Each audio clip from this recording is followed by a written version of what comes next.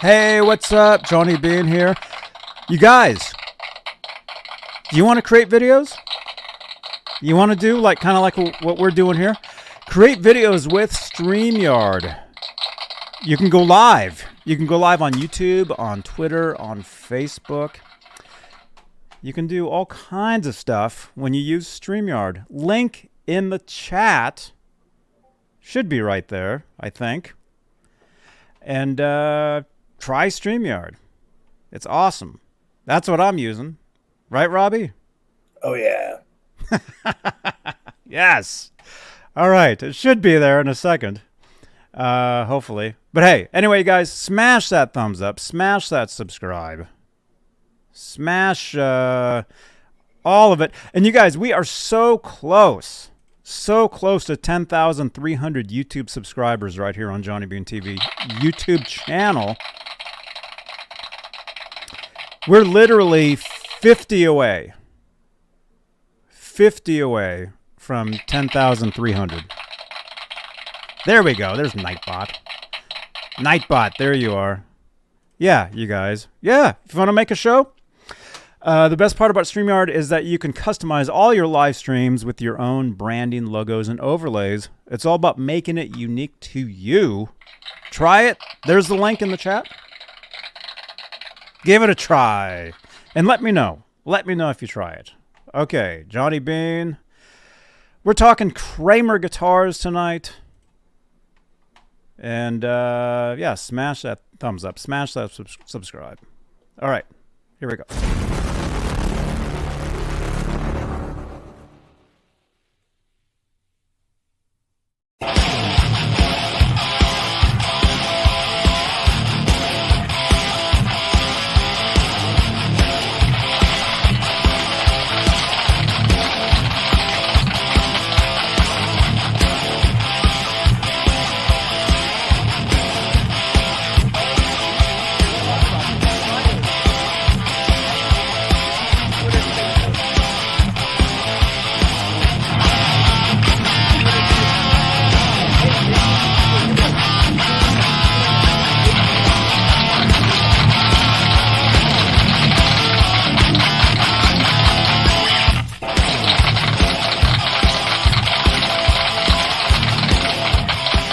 Yeah.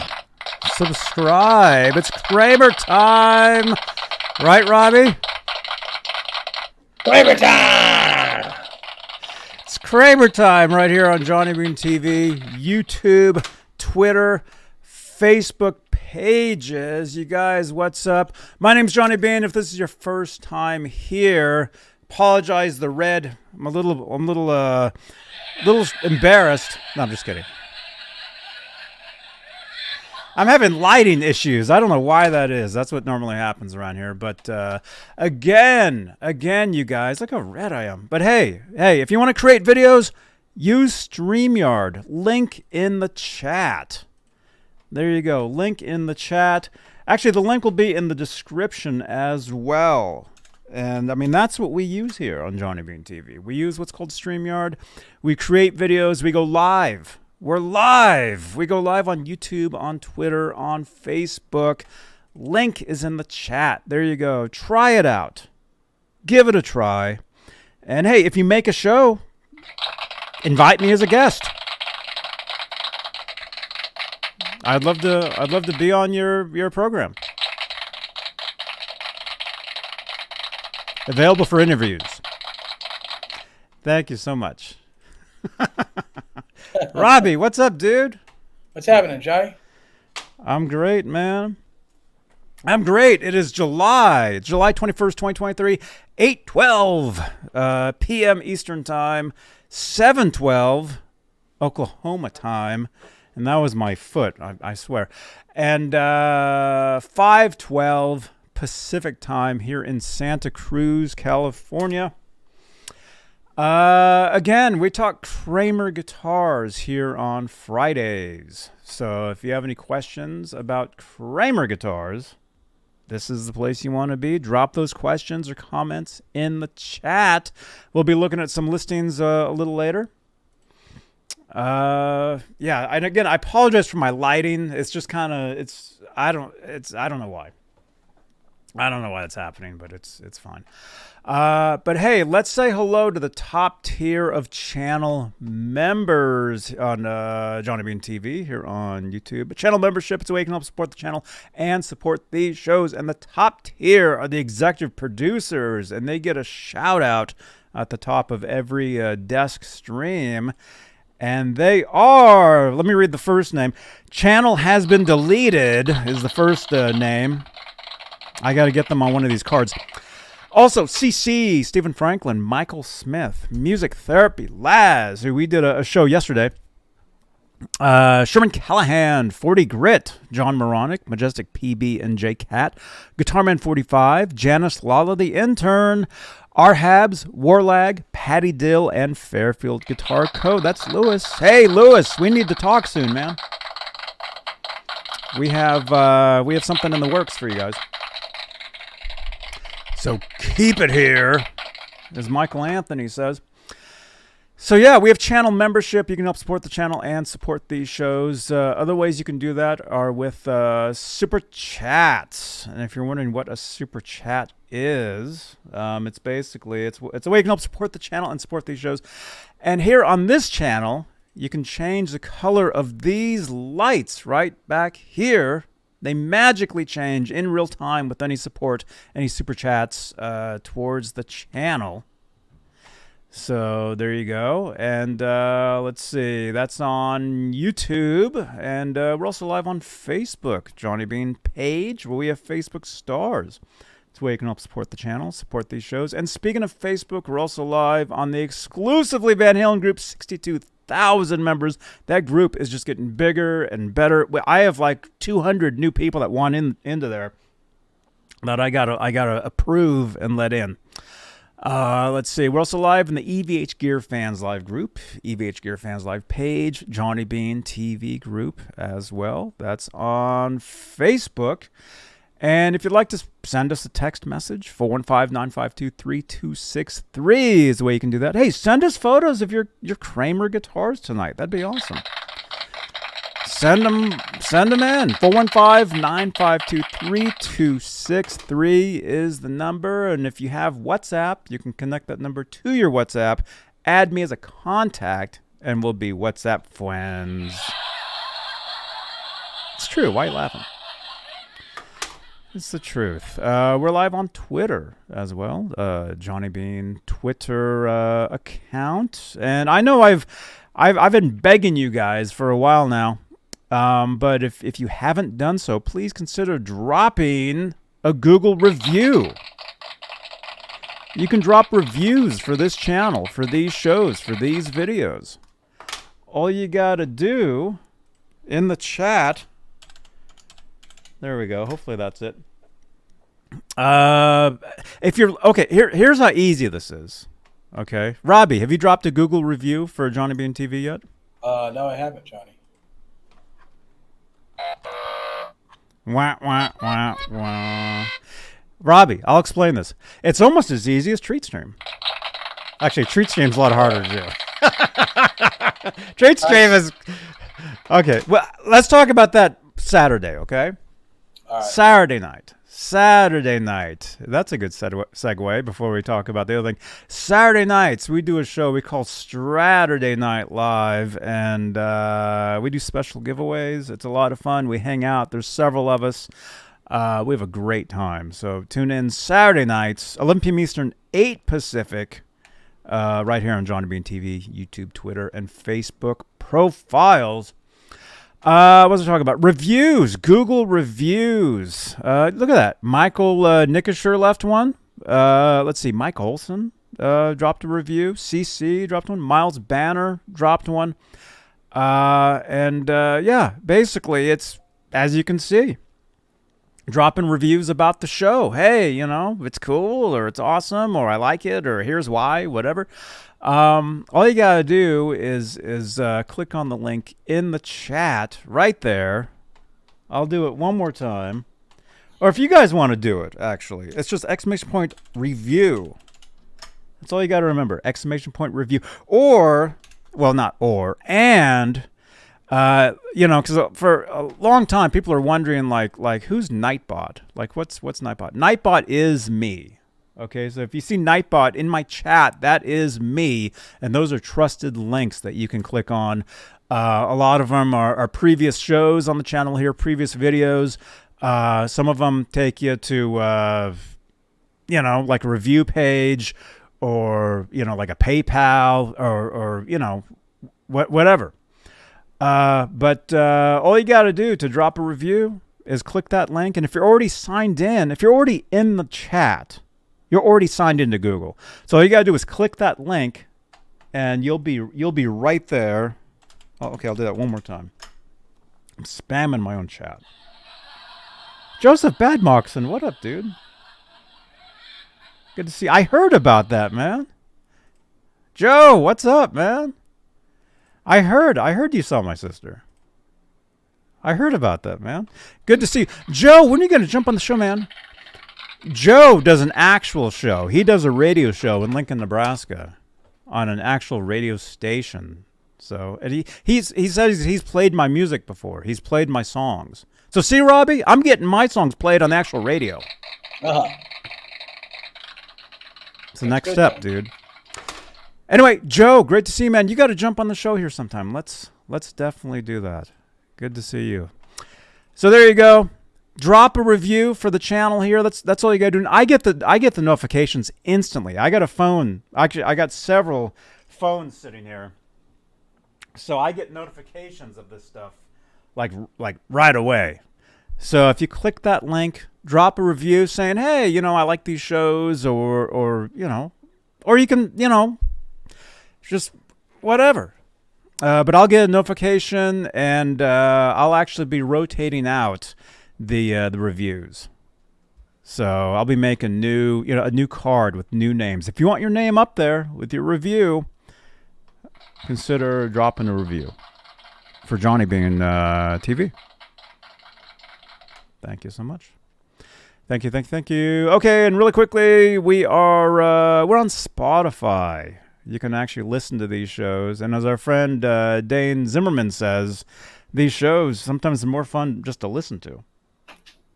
I mean, I know we're all great looking and everything, and it's there you go. So you can look at us. Mwah! You can watch the show, and you can listen to these shows on Spotify, the Johnny Beane podcast. Or you can listen to my music. I'm an artist. See that? The blue check mark? I'm an artist on Spotify. I've been telling Robbie to become an artist on Spotify. Spotify?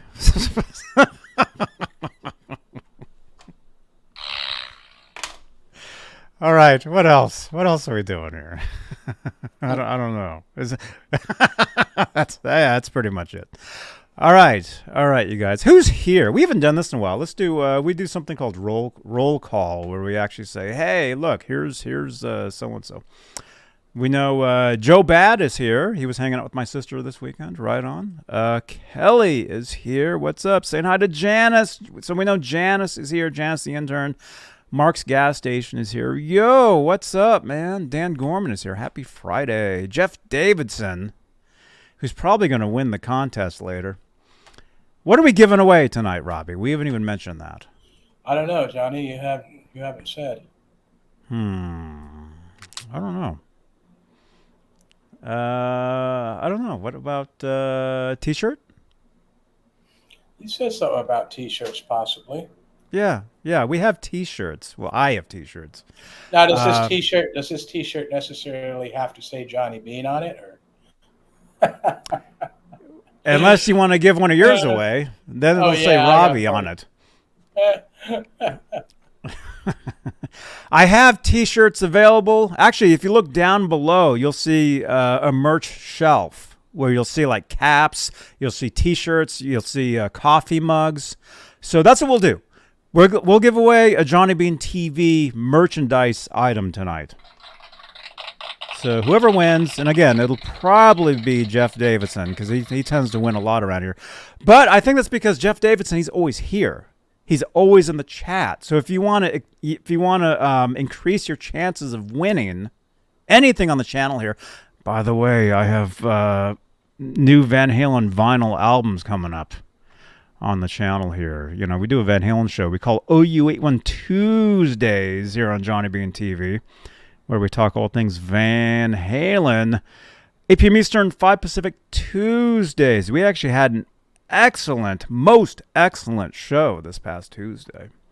Some of you guys were there. We had a great time. Anyway, I've got some new Van Halen vinyls on the way to give away to you guys, and one of them is a Balance album.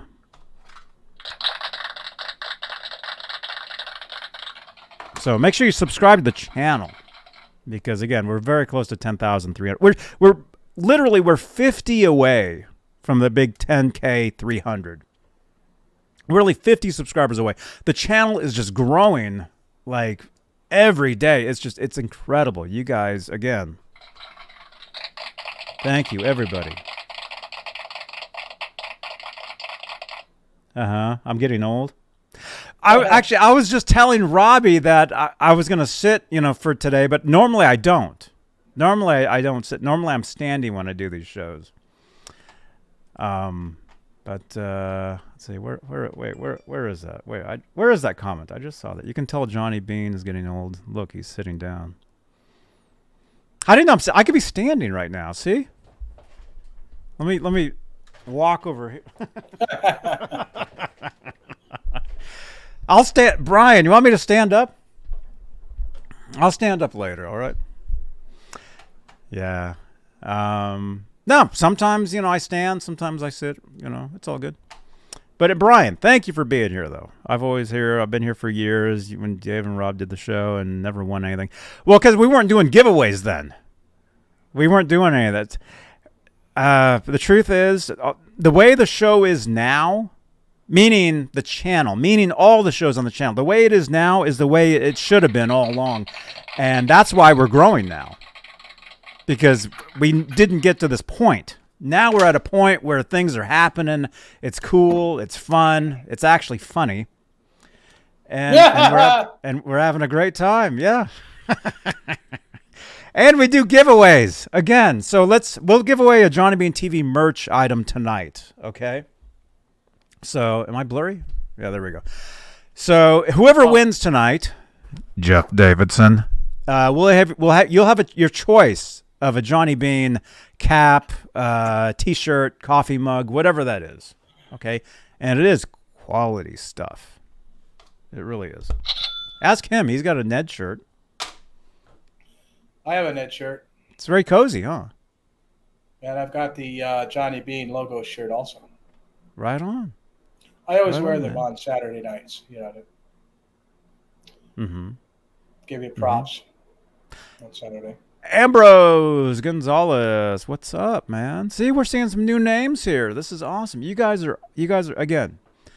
Thank you so much. I enjoyed the replay. Janice is saying, Chris King, I sent you some footage on Messenger. I filmed it a few minutes ago. I kept seeing that. They kept popping up as I was trying to start the show. What's happening, Tyler Johnson? What's happening? It was like pictures of like kangaroos or something. Brad, channel member. Brad is here. Let's see, Brian Davies. Hey, Johnny Beane, did you try the pizza? I did not. You keep asking me to try a certain pizza up in Walnut Creek, California. I'll be up there on Monday. You got to remind me, okay? I know we're on Twitter because I get your tweets on Twitter, Johnny Beane Twitter page. So Monday, if you can remind me, send me at least like 10 tweets. Send me a bunch of pizza emojis on Twitter on Monday, okay? That'll remind me. All right? Slice House. Oh, hey, if you guys want to throw pizza emojis in the chat right now. Pizza. Everybody put pizza emojis in the chat. Let's see, can I do that? Yeah, I can do one. There we go. I want to see pizza emojis in the chat. That'll help remind me that Brian Davies wants me to go to a pizza place on Monday. And probably do a review, I'm thinking. Which I will probably do. There we go. Pizza emoji in the chat. Thank you. I mean, there is the hot dogger Kramer guitar. Maybe someday there'll be a Kramer pizza guitar. What do you think of that, Robbie?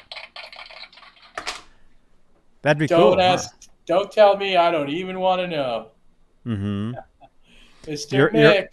You're waiting for the Jersey Mike's guitar, huh? I'm pretty set in my ways, Johnny. Mm-hmm. Yeah. Mm-hmm. Music Therapy Laz, good to see you, man. Hey now. Good to see you guys. Nightbot, thank you again. Again, you guys. Again. If you've thought about creating a show, creating some sort of podcast or something, consider trying StreamYard. That's what we use here. I'm using StreamYard right now. Link in the chat. Click on it. Create an account. And again, if you would like to make a show, I'm available. I'll be a guest on your show. So Janice, if you want to download the stream, well, you don't have to download it. It's all in the cloud. It's very easy to use. If you want to make a show, I'll be on your show.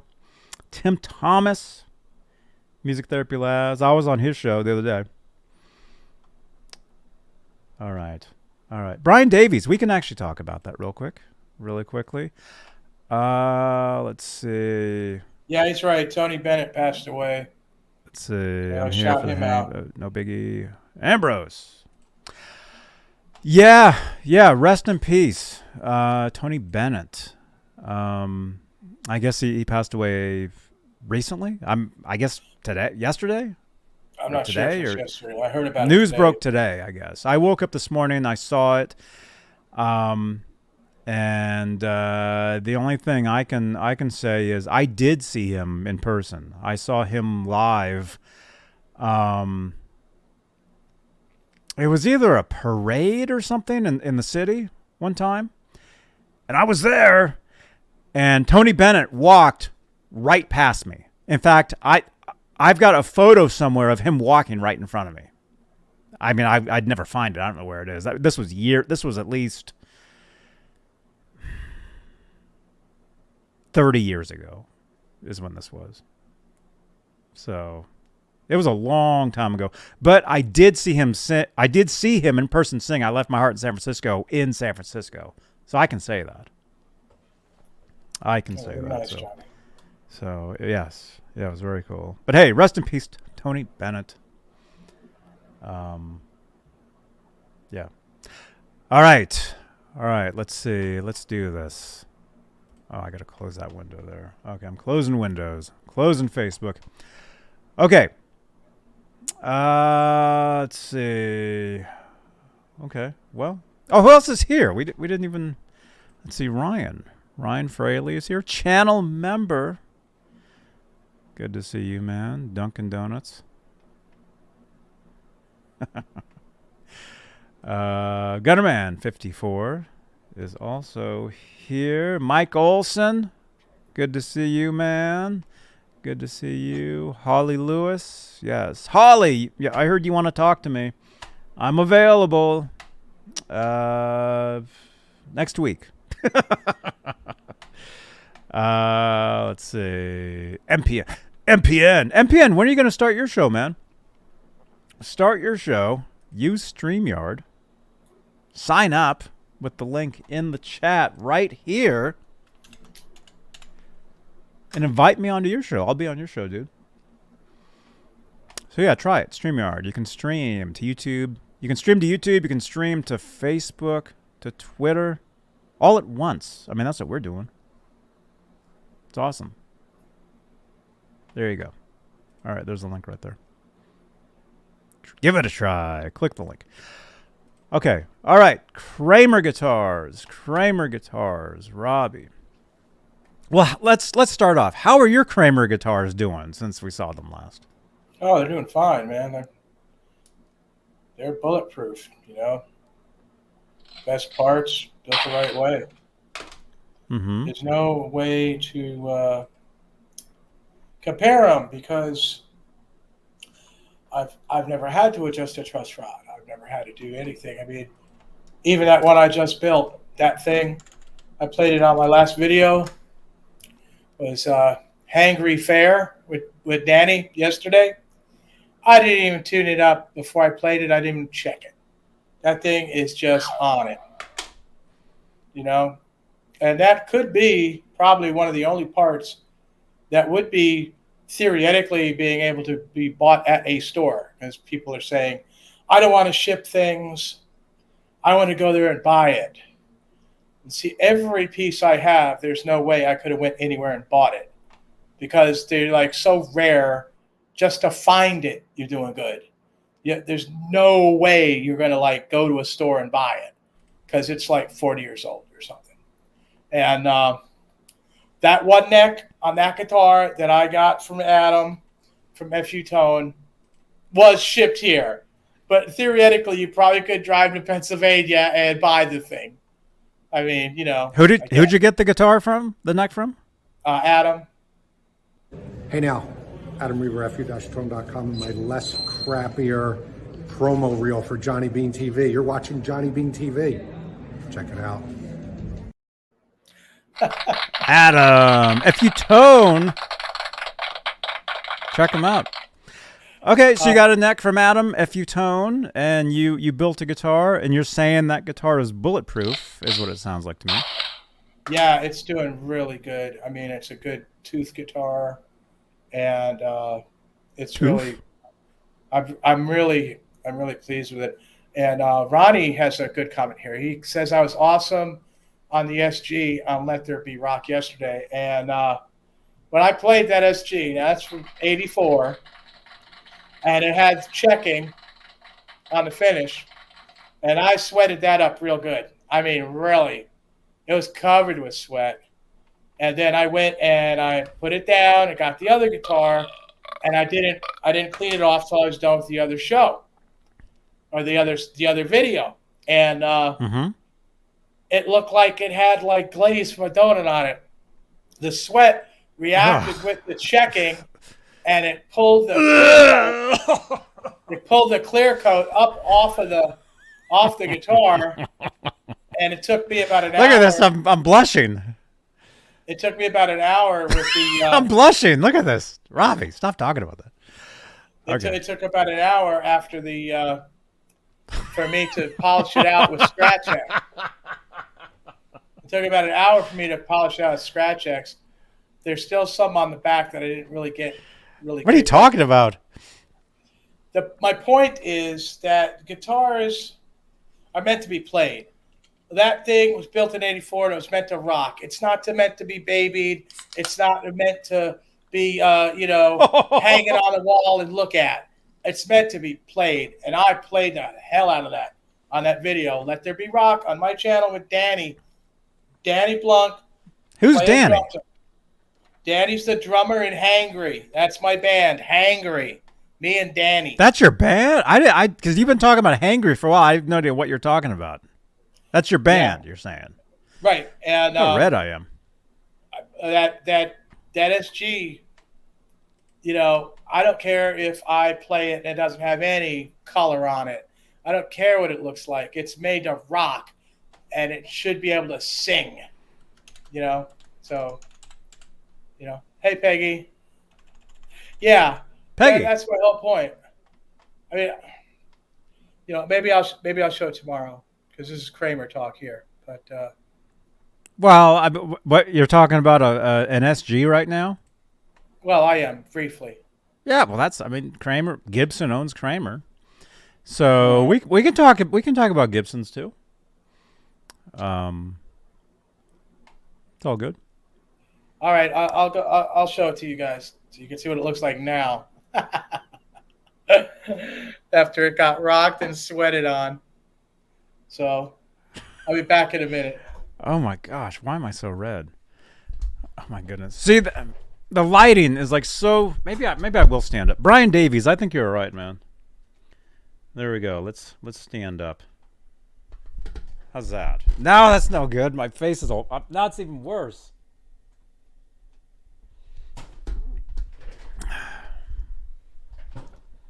All right, you guys. Smash that thumbs up. Smash that subscribe button if you're brand new. Yeah, I don't know. I'm not sure what he's even talking about right now, but that's okay. He'll be back. He'll be showing us a guitar. Sounds like it's an SG by Gibson. So, yeah, we can talk Gibsons. I mean, Gibson owns Kramer. The Gibson Garage, which I was there. I'll give you guys a link in the chat. There we go. All right, so we wait for him. Let's see. We'll tell you guys. We'll be looking at listings in a little bit. Yeah, I apologize again for the lighting in here. It's for some reason the lighting gets worse and worse in this place, so it's kind of weird. But that's why you can listen to this show as a podcast.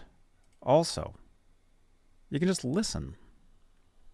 You know, or you can just listen to the YouTube stream as well. Because technically, these are podcasts also. YouTube actually does podcast some of the stuff out. Right, Robbie? Well, he can't hear me. Doesn't have his headphones on yet.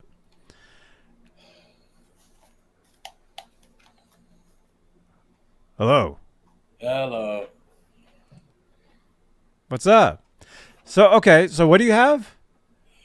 Well, the SG I played yesterday. Mm-hmm. Let There Be Rock with Danny. And I sweated on this thing so bad. The checking took the clear coat right off. Yeah, I know you can't hardly see it. There's a little bit left. You can't really get it too close. It looked a little bit better on the back. Because it's used to be gloss. You can see the gloss is pretty faded. Up there on the horn, you can see a little bit of marking. Here it is on the back. You might be able to see some. You want to take a phone call? Sure, man. Okay. All right. You're live on the air. Thank you, Johnny. Live commercial break here from Music Therapy Labs. What's happening, everybody? What's going on? Where are you? I'm driving up over the Soquel grade. I guess I'm past that. I'm like heading into Pleasanton. I'm taking the roundabout route because the highway route is insane. Traffic is insane. Uh-huh. Anyway, I wanted to call in while Robbie was out checking in the shed to see if you could find that guitar that his evil twin was sweating all over the other night. But evil twin? I haven't seen that video yet, Danny. Danny video, the Hangry band video with Robbie and Danny. I haven't had a chance to see that yet. Uh-huh. But I highly suggest it, man. People check out Robbie's channel and check out all his videos, man. It's just it's out of this world. It really is. I appreciate that. You know, Robbie is my hero. Like Ferris Bueller was the other guy's hero. Robbie's my hero. So I really look up to Robbie. And just wanted to say I'm really bummed that we can't hang out tomorrow at this Alameda swap meet thing, man. If I had known a little bit more ahead of time, which you probably did tell me, and I just wasn't listening as usual, I would be joining you there, but we've got something else going on, and we're going to be right down in your area. So I'm wondering maybe tomorrow night if you're, still wondering what to do, your show, where you could go live from the beach in Capitola.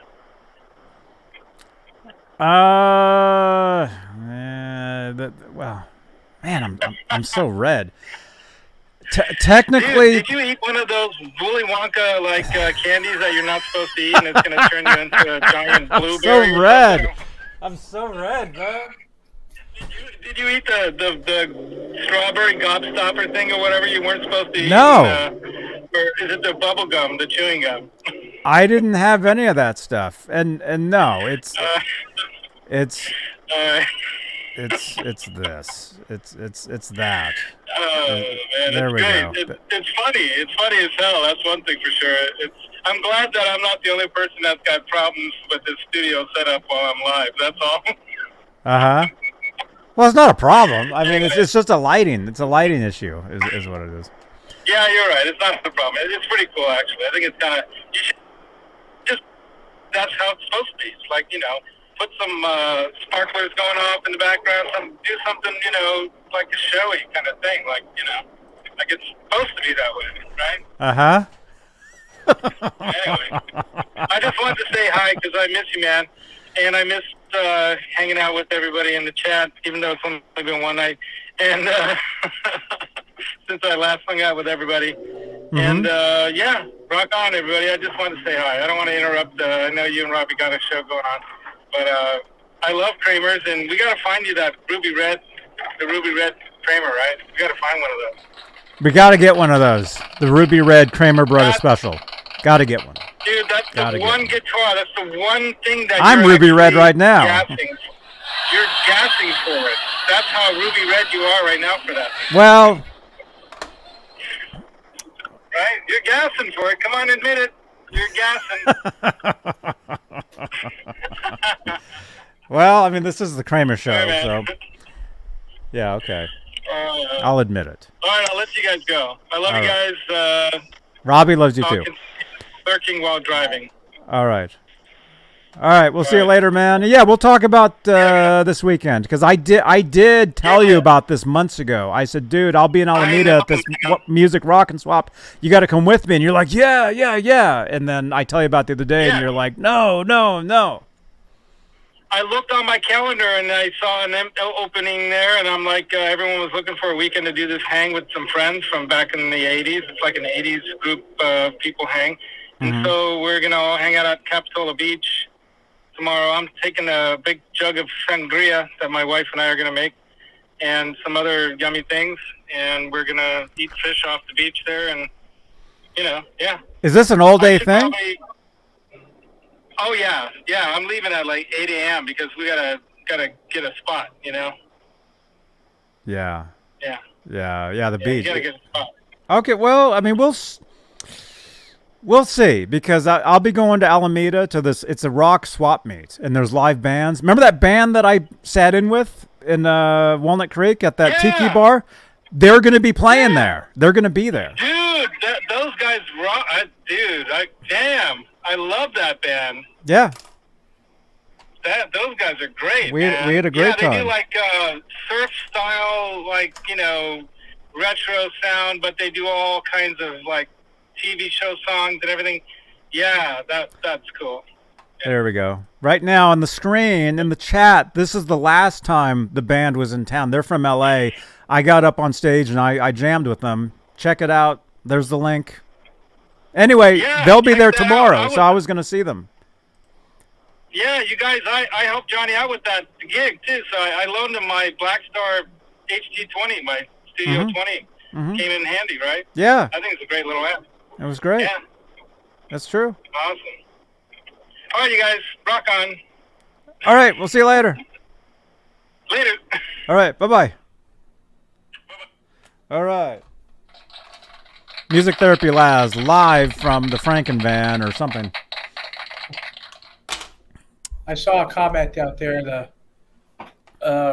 Ryan said that Norland era Gibsons were not any good. They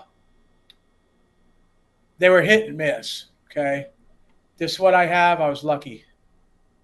I got this one. Okay, they weren't all bad. They weren't all good, but they weren't all bad. Now, the Norland era compared to anything after that was definitely better. Now, you can't compare, something from like the Norland era stopped in 84, I believe. What was it, 85? Might have been the last year. So they didn't last really long. You went from your 70s Gibsons and then to your Norland era, and then that folded over into the 90s, and those guitars weren't all that great. Now I could say that, but not all of them were bad. I mean, I had the double neck from 81, and that was a fine guitar too. So they did make some good ones back then. Just, just wanted to say. Just saying. Yeah. I mean, I bought this in 84, $400, and I'm still rocking it today. And believe me, Hangry's going to do some more AC/DC. You just count on it. I told Danny, pick one, pick a song. I was thinking of a couple myself, maybe. Mm-hmm. Mike Olson wants to know how many days until I have enough money for the gong. I'm down to 13 days right now. 13 days. Wow. Bread and water for 13 days. That's tight. There's no doubt. There's no doubt about it. But Musician's soup? I am absolutely determined to get this. Thunderstruck's good. I was thinking myself, I liked Girls Got Rhythm. I like that one. Girls Got Rhythm. I can't. Why am I vanishing? What's going on? I can't do There's a Long Time. It's a long way to the top to the rock and roll because I don't have any bagpipes, So, that kind of, I've actually done that song before, but it just lacks without the bagpipes. Another one I kind of liked was Who Made Who. I thought that was good too. Bryce, welcome on Facebook.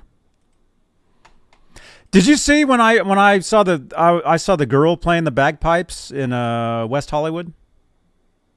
I missed that, Johnny. Did you see that? I went live. Was it the last video I did where I walked to the Beverly Hills sign? Adam from FUTONE was in the chat. The stream started with I saw there was a girl playing bagpipes on the street. You didn't see that? Some of you guys must have seen that. I don't know why I'm vanishing. The lighting is changing. That's what's happening. But again, don't mind this. This is fine. Okay. Well, that's cool. Yeah, Tyler Johnston. Yeah. Let's Get It Up is a great song by AC/DC. So yeah, do some AC/DC tunes, man.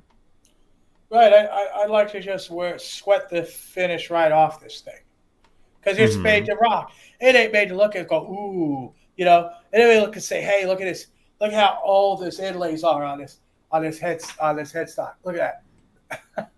You see the color of that? This is gold. That used to be white. That's gold, Jerry.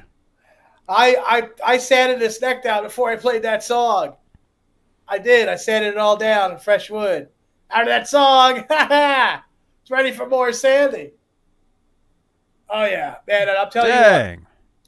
Some of the stuff Angus does is really unique into Angus.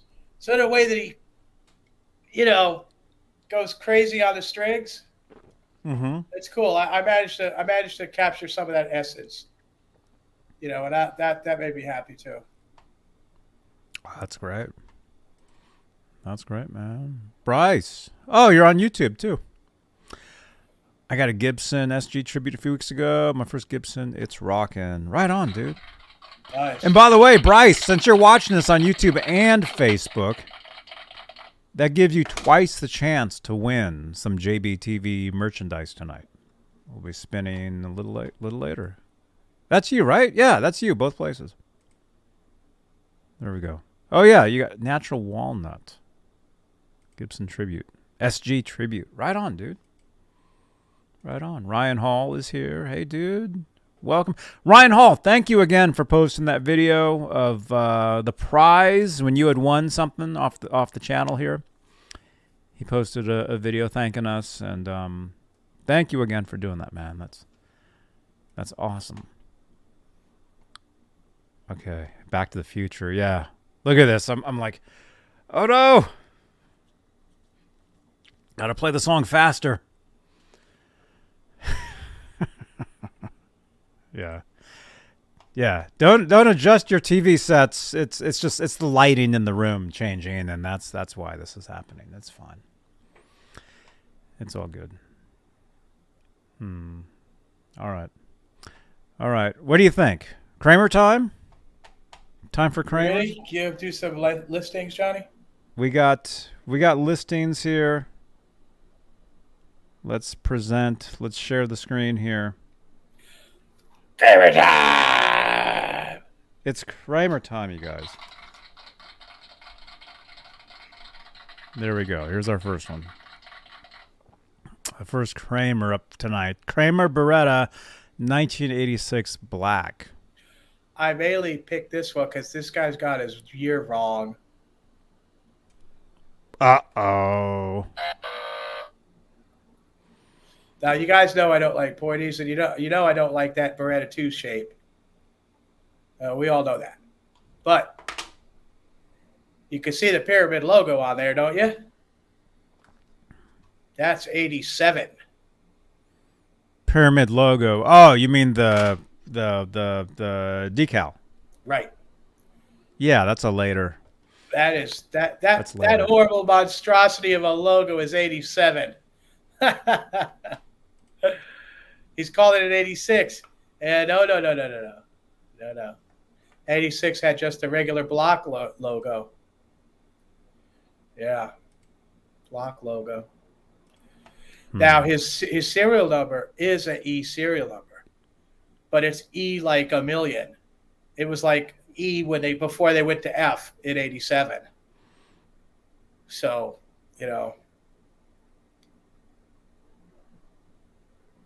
Wow. I like those doors, and I like that carpet. I like that floor. Look at that flooring. That's pretty cool. My favorite logo is the logo I'm wearing on this shirt, the first original one. I am not into the pyramid logo at all. And if I can avoid a block logo, I will. What about this logo? That's a block logo. You don't like it? Well, there's some guitars where it belongs on it. You got a Condor, or you got a Vanguard in 85, that's going to get one of those. I like it. It's just, and even if you get into some 84 decks, the second half of 84 had that logo, like the one I got on the Diver Down guitar. That's the non-tilt banana that you would get if you got a Pacer. If you got a Pacer, it didn't get a Grail guitar, you got that logo on a non-tilt neck.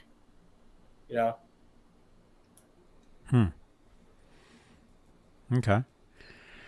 So you're saying that's the wrong year. It should be an 87. Right. He's just thinking because it's an E plate that it's 86, but it's not, because if you look, it's like the serial number is like E11650 or something like that, which is ridiculous. Let's look. Let's look and see what's going on here.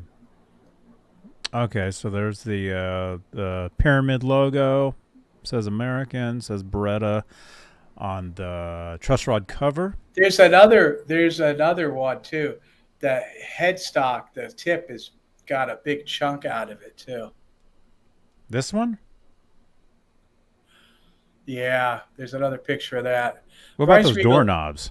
Bryce Regal's asked me about, I think, of the modern Pacers. There's a lot of people that are playing those. I mean, Paco was playing one. He played the hell out of it, So it can work for people. It's just not something that I like, But then with the arthritis and everything, it's got to be like ridiculously easy to play. So, for me, it doesn't work. I wouldn't do that. But then again, I'm not your average bear when it comes, to that kind of thing. Like I said, I can't go in a store and buy something and be satisfied with it. It would never work. Pete's CD Vinyl World is saying they came out in 87 or 88, didn't know they made Berettas in 87. Yes, they did make Berettas in 87, and they still made Berettas in 88, and even some into 89. But we're talking about in 87 that they would have that pyramid logo. A lot of them were those Beretta 2 styles, and by 88, you didn't get Floyd Rose. You got a license by, you got like farmed out tuners, because after the lawsuit, all the stuff went down with Mr. Rose and, of course, Edward leaving. It was all just legalese until 91. And those parts, they weren't allowed to use those parts anymore at all.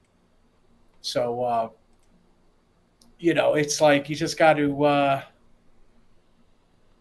pretty much know what you're talking about. Because if you get something from 86, it's going to be a lot better than something 87. If you get something 85, it's going to be a lot better than 86. You know? If you so according to your logic, whatever it was the previous year's model is better than the later year. Basically, yeah. I mean, there are some things in 84 that weren't so great, like the Lutheran joint sports necks. They weren't all that great, you know. You're a lot much better if you could get a one-piece ESP non-tilt banana, you know. That was a lot better, you know. Mm-hmm. That is a nice door. It's an interesting. Tyler has an interesting point. If Kramer had paid Floyd Rose's money, in which case, if they had not set the Floyd Rose bridge separately from the guitar to the store and had the person at the store put the Floyd Rose on to avoid royalties going to Floyd Rose, would there be 90s Berettas? That's an interesting concept. You're also considering that Edward not getting his royalties, they both found out at the same time. So if one didn't find out on the other, there might have been, but I'm not so sure because the heads of Kramer wanted everything imported. They didn't want to make a dang thing in that factory. And judging by the Aero Star and the Striker, if this was going to be the quality of the guitars, then if there were, they probably wouldn't have been very good. Because even by 86, it was starting to go downhill, you know. Well, I mean, those Illumina necks were horrible, Ryan. Ryan Hall's asking about Illumina necks. No. What, those original ones? Yeah. The Travis Beane? Right. And all those bodies came out of sports. They were all heavy maple. You know, all the pickups were shallower. But, yeah, it was just you talk about neck dive, that whole guitar would dive. And if it was cold to your touch, that's why they put the inlay of the wood in there to try to help that. But no, and even after they sold Kramer, the owner of Kramer tried to bring aluminum necks back, and it did not too good. 18 months. I don't know about 18 months, Alface. If you have to go back to 82 or maybe even 81. So 81, 82. 83, 84, 85, and maybe a little 86. So you're talking about a good 5 or 6 years that they made great stuff. So yeah, so it's longer than that. Of course, you got to know what parts you're looking for, what they were, sometimes down to the month or even week that they were made or sent in from ESP in the later years. Mm-hmm. You know, now I mean, you know, everybody's still making guitars. They're not handmade. I think this is probably a hand cut CNC, non-CNC body. You know, certainly the 3-piece neck wasn't CNC'd at that time. You know, it's just that 3-piece neck wasn't as good as the glue up banana, and that wasn't as good as the ESP non-tilt. I mean, it just progressively got worse. Nice looking flat black Floyd though. That is a nice looking flat black Floyd. There must have been something custom order on this guitar in order to do that. They wouldn't have just thrown that on a production model.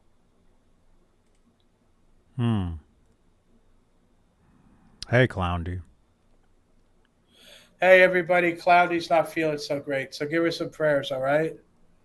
I heard about her not feeling well, and my heart goes out to her, man. So just shout out for her there. Yeah, hope you feel better. She's not doing good. You know, regardless of opinions and actions people might take or do, you don't want anybody to be suffering and to be sick like she is. So, yeah, feel better.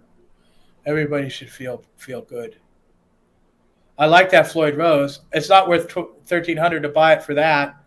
I'm sure that's an Aldeco 5 pickup in there, so I would have no use for it either. I wouldn't want the neck, the body either. The only thing I like on that is the Floyd, and I'd probably have to change the block. I wouldn't be surprised if the block has some sort of Trem stopper or some crap on there. Well, let's look. While you were talking, we actually looked at the back. Yeah, well, you know. Yeah, there is a Trem stopper back there. Right, and that's definitely an 87 thing. 86, some 86s had that. The later 86s had that thing. So that has a shorter block. That is a 37 millimeter block with an extension piece bolted on, holes going through the block. So you would have to get a 42 block and change that. Mm-hmm. But yeah, I don't. He's not asking a lot for this money, and if you could live with that guitar, and I'm sure lots of people could, it'd be worth it to you. Personally, I would pass, but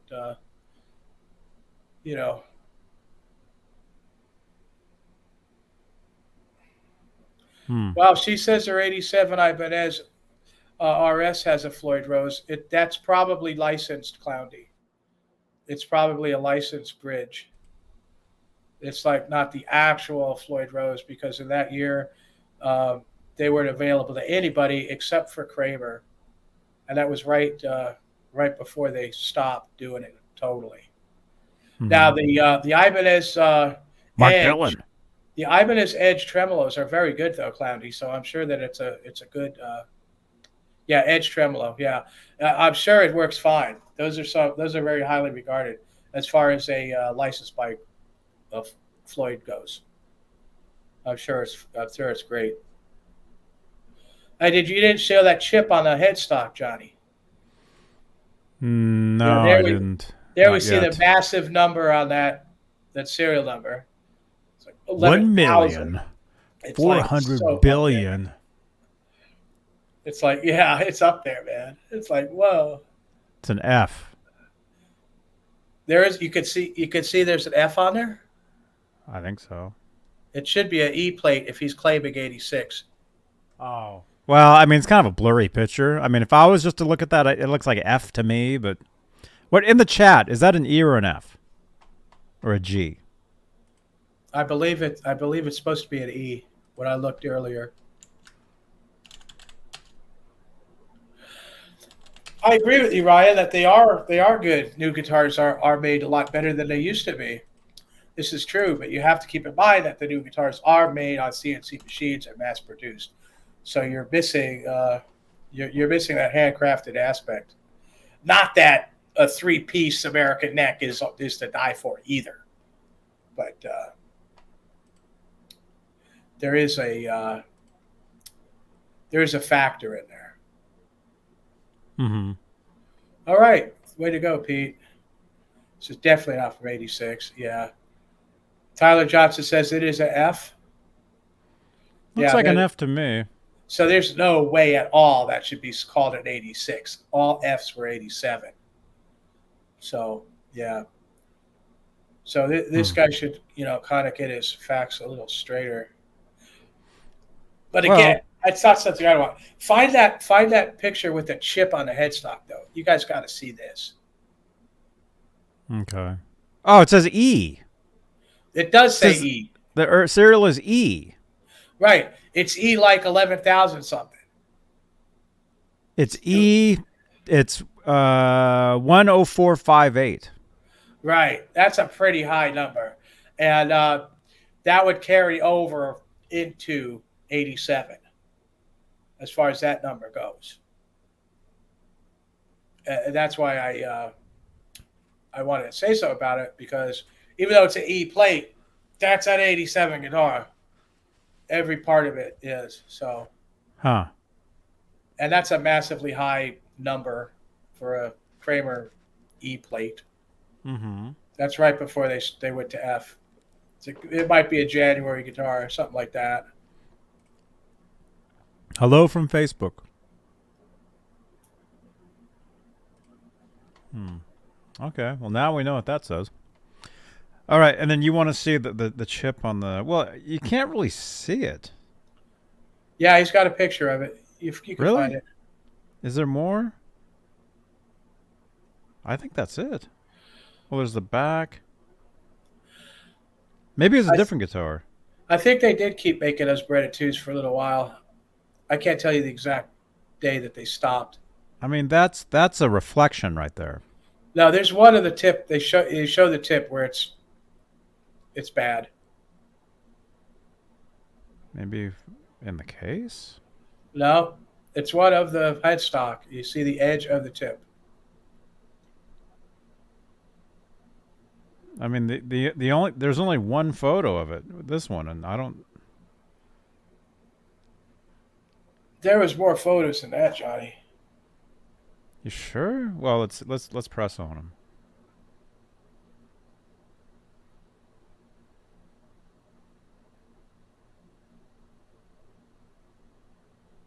No. Uh-oh. That's not for us, don't worry. No, there's no... Maybe that you're talking a different guitar. I don't know. I think that's the only pointy I picked. I mean, that's the only shot right there. If you see this, you know.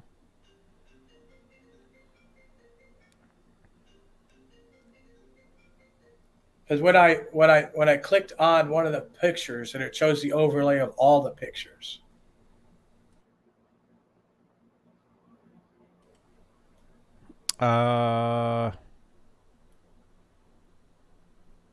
Maybe further down here.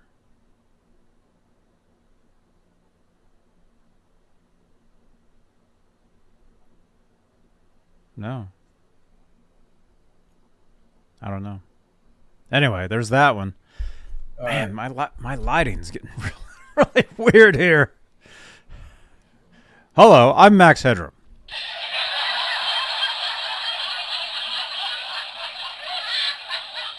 Don't forget to smash that thumbs up. How many thumbs ups we at? 17. 17 thumbs ups. Let's see if we can at least get 20. That would be awesome. All right, next one.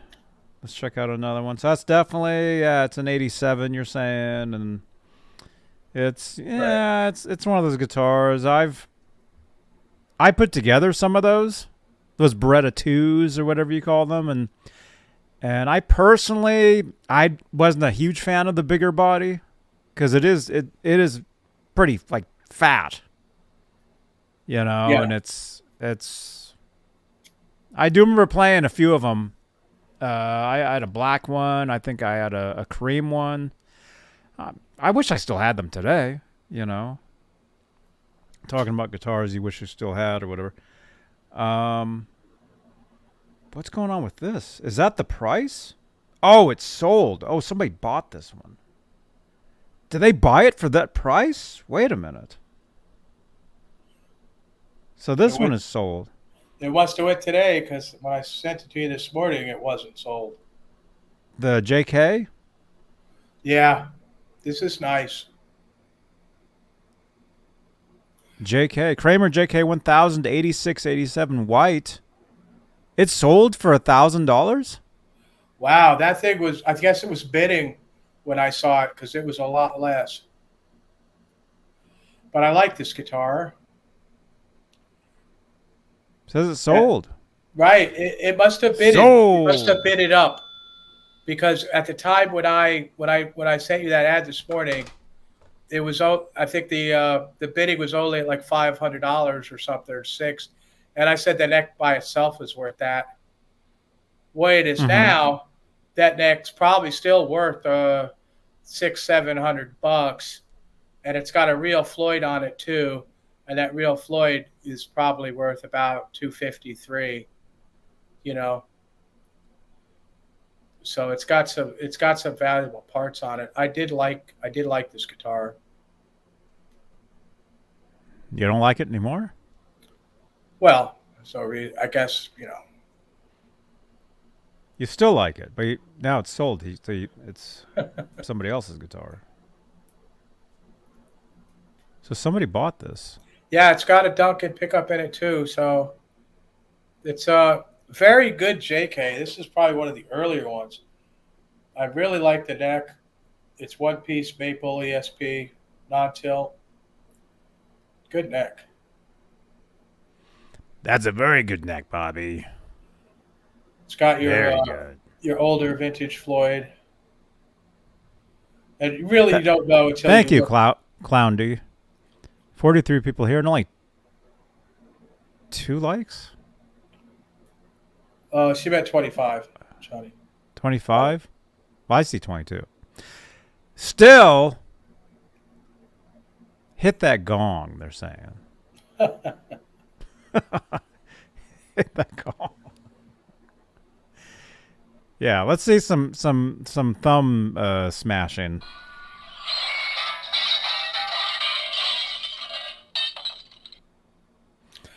I agree with Tyler Johnson with the one-piece, the skunk stripe are the best necks. Non-tilt, ESP, that's my favorite. If you could get out of 48th Street at an R5 width, it doesn't get much better.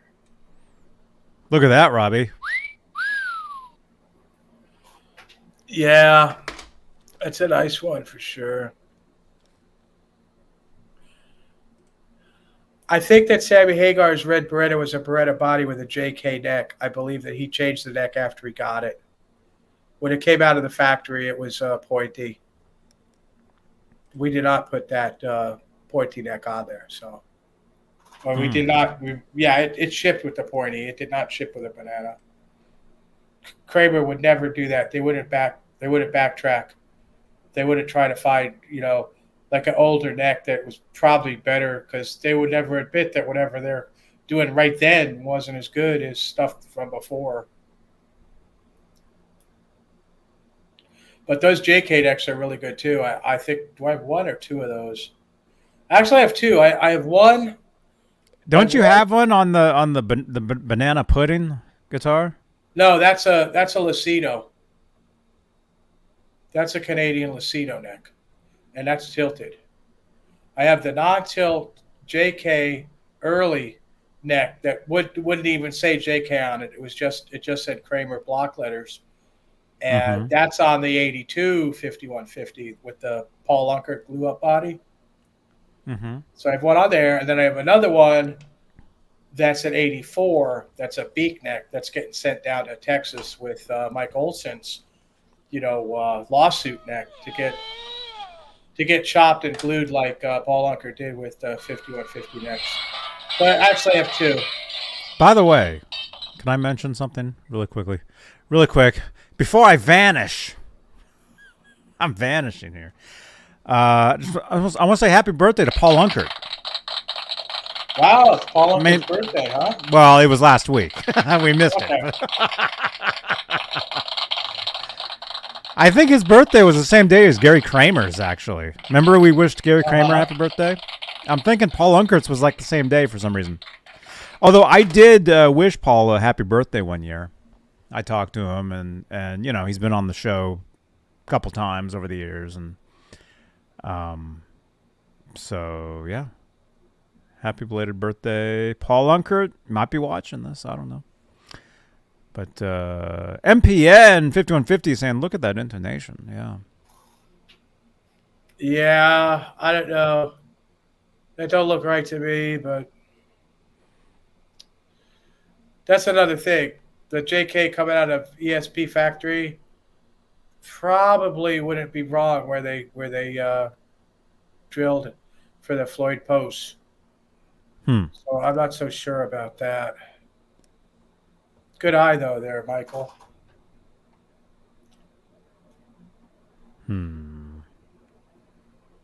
Not visible. I don't know how we see your comment, but we do. And you're a channel member as well. Thank you. Not visible. Hello. But hey, that what they paid for that's worth that all day long. That's a good guitar. I hope somebody we know bought this.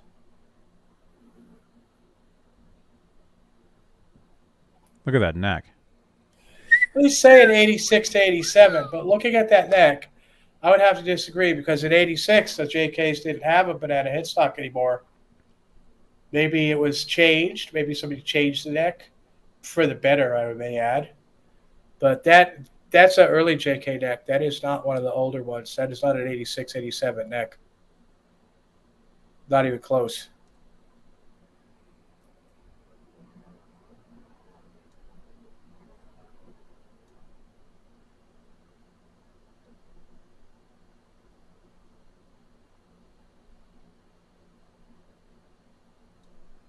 There you go.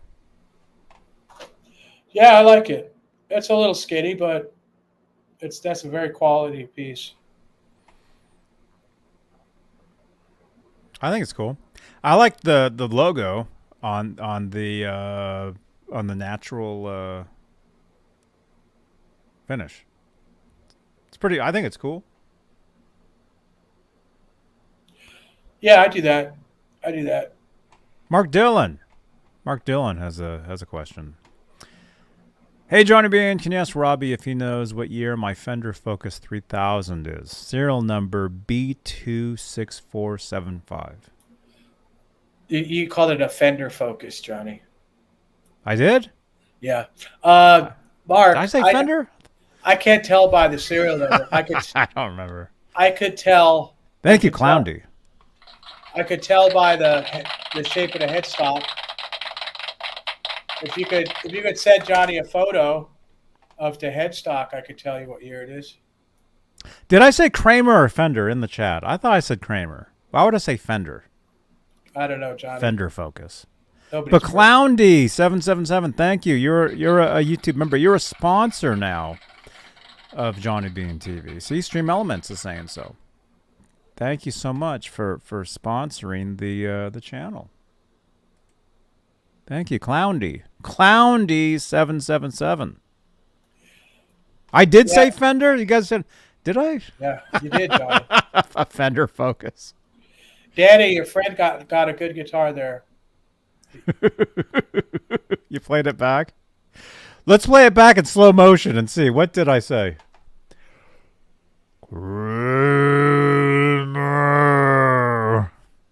I don't know what I said. I'm vanishing. Who knows? Look at this. I'm disappearing.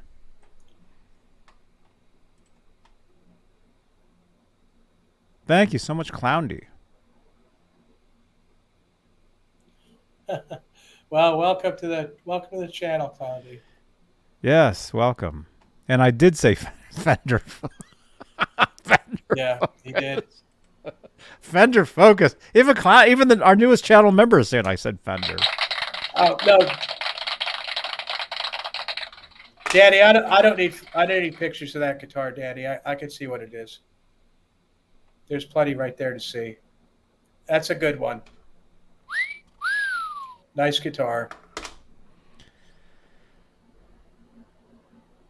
I hope that's a finger. I really hope that. Okay. Okay, there's a boo-boo.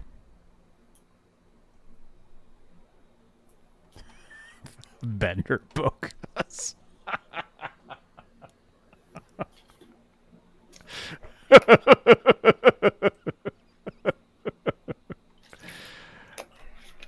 I hope that's a finger.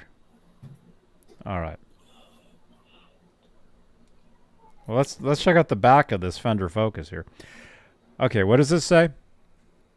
All right, this serial starts with the. I can't even tell. It says 4. Right. Well, the JKs, they have no. There's no relation to Neptune factory serial numbers. Those all came out of Japan, right out of ESP. So. Mm-hmm. So it just says whatever. Pretty much. There's not really a way of telling a year of a Focus by the actual number.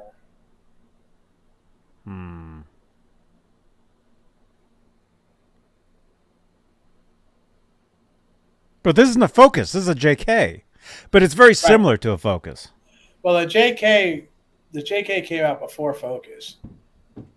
You know, Focus was like an offshoot of this, and Kramer had to tell. Wait, it says A. It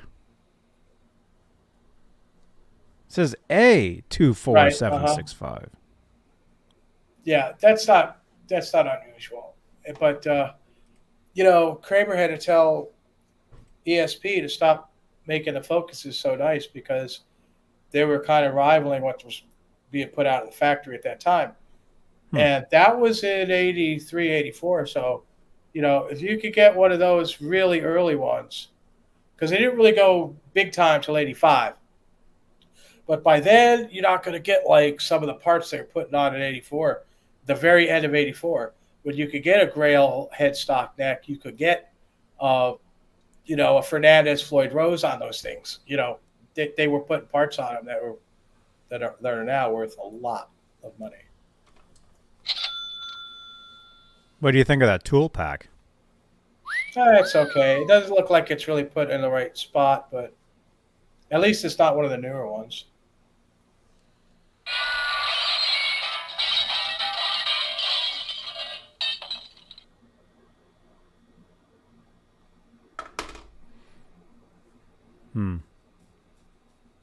Yeah, that looks a lot like the back of a Focus. Well, you're talking an A plate from the factory in Neptune, Tyler. That's totally different than a guitar coming from Japan.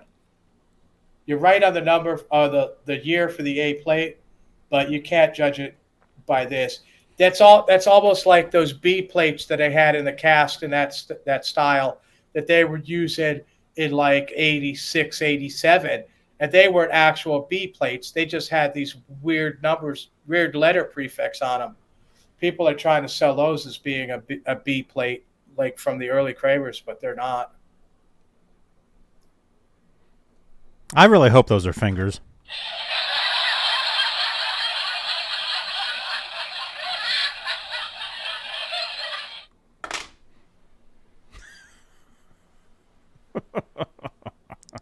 Who points at two things at once with two fingers? That's kind of weird, isn't it? It looks like a vampire bit it or something. It's like kind of strange. Looks like a pair of Vienna sausages.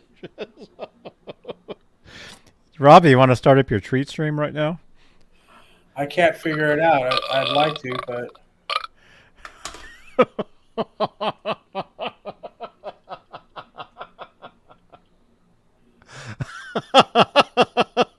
oh, that's right. Mike Olson bought one of these when we had one before. When he bought his Pacer Imperial. Wait, you have one of these? Mike Olson has one that he got, a JK like this with the real Floyd, and it's the one that had the repaired headstock. Do you remember? You're like, well, is it still broken or it's broken because a little piece came off and was glued on? And I was saying how that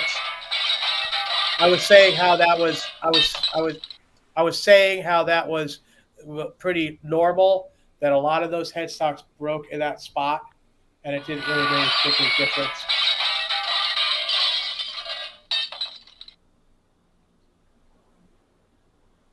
What happened to the headstocks? Well, it was common for them to break at the end.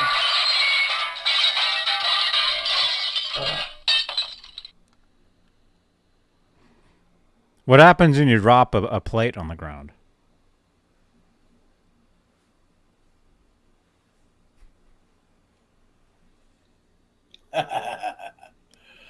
Silence over here.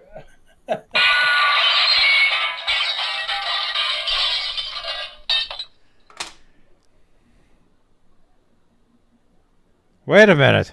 Now there's a foot. Those could have been toes. That could have been the guy's toes. Really long toes there, though, man. Okay. Oh yeah, the headstock repairs on those, Tyler, was at the end. I'm not scrolling back any further because I don't know what else we're about to see. It wasn't even usually in the tuning keyhole. Yes, Japanese Kramer. That's what it stood for.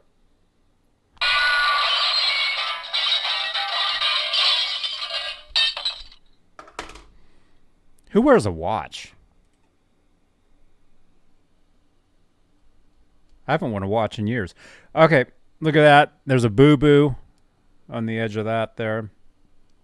That's really too bad. What is this? That looks like your hat back there, Robbie. It might be one of those cat toys. Don't you have a hat that you usually wear?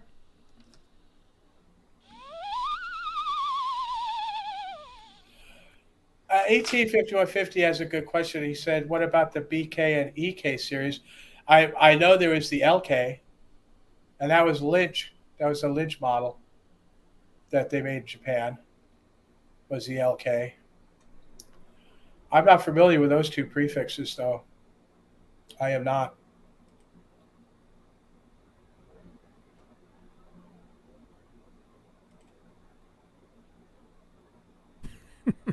I'm scared to click on the next photo, Brad. But we have to do it. Here we go. Oh! Oh! Okay, now we get the full hand. Yeah, we're seeing some high action here, too.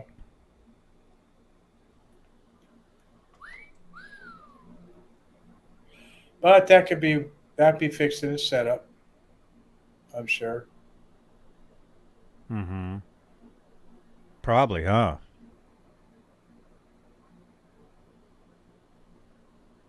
Oh, here we go. Look at that original sticker.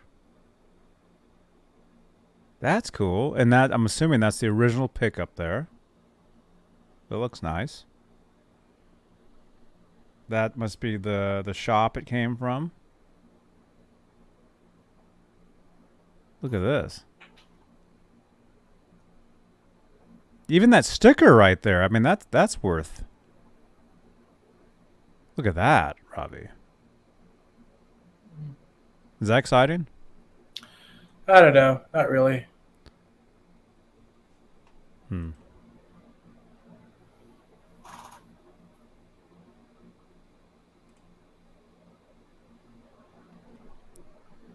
Yeah, Tyler Johnson. He says they'll put that sticker on his car. I like that original pickup there, man. I think that looks cool. I like how it's yellowed like that. I think that's pretty cool. Pete's got a good question too. And why were those only released in Japan? You got to remember that ESP was trying to do their own thing. You know, they paid Lynch more money to have a ESP model out of Lynch in '86. Kramer had already made a Lynch model, but Kramer wouldn't pay Lynch what he wanted them to, so he went to ESP. And ESP wanted to do their own thing. They wanted to make their own guitars, and that was kind of like the precursor of that. So that's why, they'd come up with guitars, and they wouldn't really sell them anywhere else, because they were really trying to do their own thing, and eventually, of course, they did. Look at that, Robbie. What do you think of that gig bag? And what do you think's behind that door? Don't ask me. I don't even want to know. Let's see. Can we peek under there? We can't really see under there, can we? Well, it looks like there's a window in there. We can see from this angle here.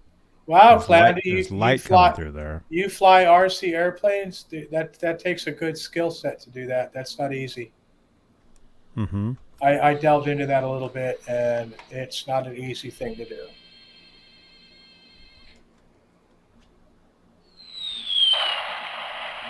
Okay, let's go to the next one, Johnny. We're pretty much done with this one. Mm-hmm. Well, somebody got a great price. Look at that, $997, free shipping, under $1,000, free shipping for that guitar with gig bag. It looks like it's real leather too, or probably not. No, those are vinyl. But it has a handle, and look how high up that outlet is too. That's kind of high up, if you ask me. A little bit. There we go. There's the original guitar. $1,000 for that. What do you think, Robbie? Deal? Yeah, like I said, I think it was worth it. I don't think it's as late as he thinks it is. I think it's an earlier model. Mm-hmm.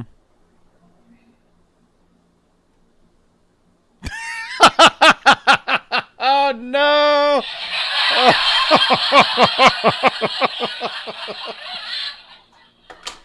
Yeah, I guess we did see it.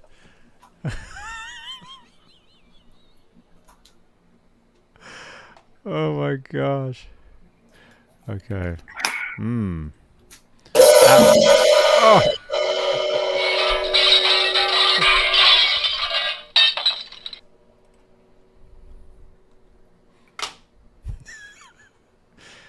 Look at this, man. What's going on here? All right. All right, we're going to keep going. And didn't somebody send us something to look at, too? Wasn't somebody sending in a photo of a guitar or something?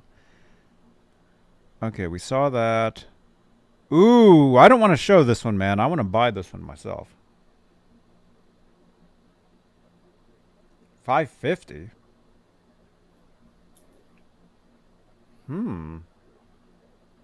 There's some interesting stuff going on with this one, man. Here, let's show this. And actually, somebody, let me see. We're getting messages via was it WhatsApp?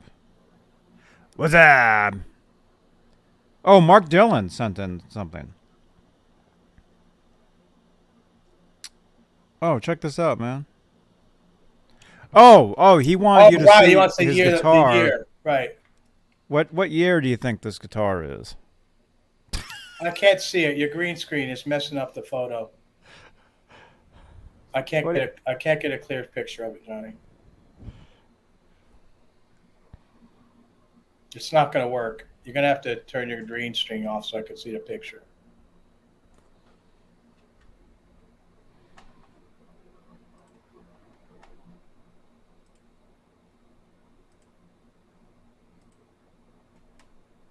You can turn it back on once we're done. Okay. It's blurry. If I could just see that headstock, I could tell you. All right, that's an older one. Like you look at that pyramid logo, you know that's 87 or after. So I could tell you it's probably 87, maybe even 88. I doubt if it's an 89. But yeah, that's a later model. That I can tell you. And I hope that helps. It could be 87, could be 88, somewhere in there.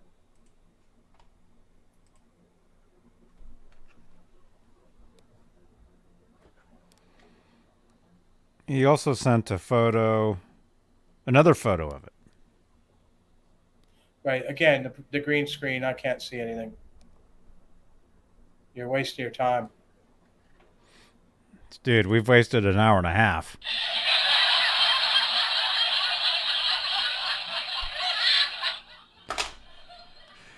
Okay. All right. Thank you for sending that. Mark Dillon.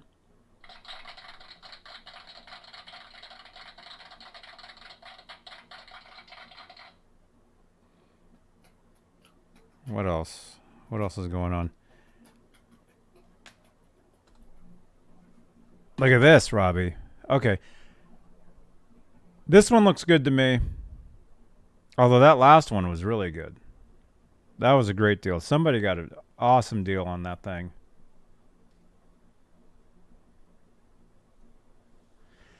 Kramer Focus 1000 80s white. Right. This is another good one. You've got your skinnier banana, although it's a rosewood board, but that's a non-tilt also. And I would say that neck is probably worth about maybe $550 because of the rosewood. You're not going to get over $550 for that neck, but it also has the real deal Floyd on there too. I just realized we didn't even read the description of that last guitar, but it sold. There you go. All right, so somebody installed like a coil cut or something. Right, but it has that speed knob, which makes it seem that it'd be later. So you could be looking at a late 85, early 86 guitar here. All the ones they're behind. All the Focus guitars I ever had, I had the one with that same headstock. I had the red one, and it had the speed knob on it. Uh-huh. And I got it brand new at a store in 90. Wow. But it could have been sitting there for years, though, huh? A little while. Yeah, someone added a switch. I know, but we're talking about a Focus here. Now, if it was a Beretta or something from 85, yeah, that would lower the value. But what he's asking for this, basically the Floyd and an X worth it, you know. Mm-hmm. Yeah, the number on the screen, Clowndy. Clowndy, if you'd like to text us, 415-952-3263 is the number. You could have done that, but you know when you coil split, you really have to add that extra ground because it will make the guitar noisier. And that's coming from me, as somebody who likes noise, you know. Most people don't add an extra ground when they coil split.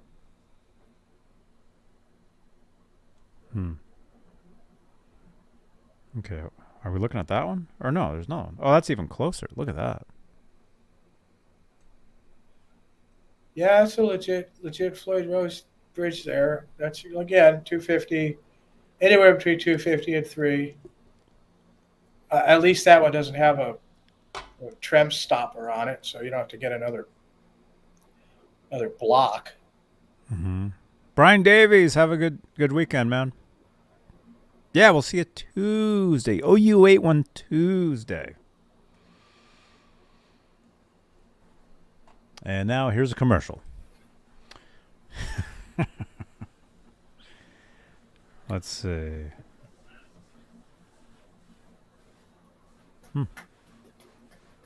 Pretty good. There you go. 05995. Is that really a 0? Yeah. Yeah, those plates were just numbers. They didn't have a letter in the front of them. But that's still a low number. Does he have an idea is he guessing at a year here? It says 80s. 80s, well, that's pretty general. Not perfect. Everything works properly. All original minus the fully functional. Oh, that's a kill switch. So that's not a coil cut. That's a kill switch. But it's fully functional. The white finish has aged, yellowed very nicely. Light scruffs and checking. Original pickup, super loud. Make me an offer. We'll ship with non-original gig bag. So you can make this guy an offer. Look at that. It's at $550. Price drop from $750. $50 shipping. So it's like $600.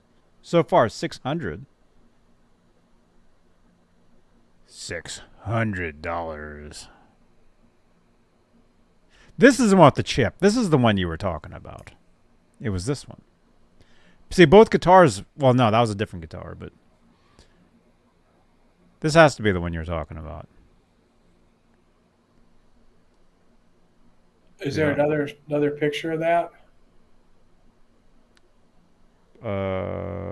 Yes. No, that's not the one I was talking about. It's got a chip, yeah, but I'm pretty sure it was that pointy one that had a big gouge out of it. And I guess you could have access to that picture. The guy had a whole lot of pictures. You had to like touch on one and the rest would come up or something. I don't know. What, Zora? Now Zora's coming in here. Hey, Zora. Zora, what's going on? I don't know. She's been a little weird. What? What? What? What's the latest, Zora? Oh, Zora can't hear me. What is it, Zora?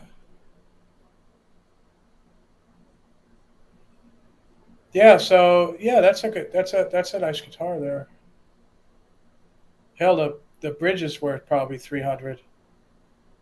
250 if was to be a bargain. And like I said, the neck's probably worth about 500. Mm-hmm. And they all have those cracks in them. Not all of them. Not all of them. But it's not a finish. That is not a finish crack. I've stripped down and refinished these guitars. And what? That's not a finish crack, or it is? No, it's not. They always go into the wood. Everybody's saying, "Oh, it's just a finish," but it ain't. I pulled them apart plenty of times. What, Zora? There you go. Kill switch for $600 right now. Yeah, it's not bad, but yeah, it does have the kill switch in it, and that's kind of. If it was all original, I mean, it'd be better. It's not bad. It's not bad. Not bad. Not a bad thing. Not a bad price. Right, Mark Dillon?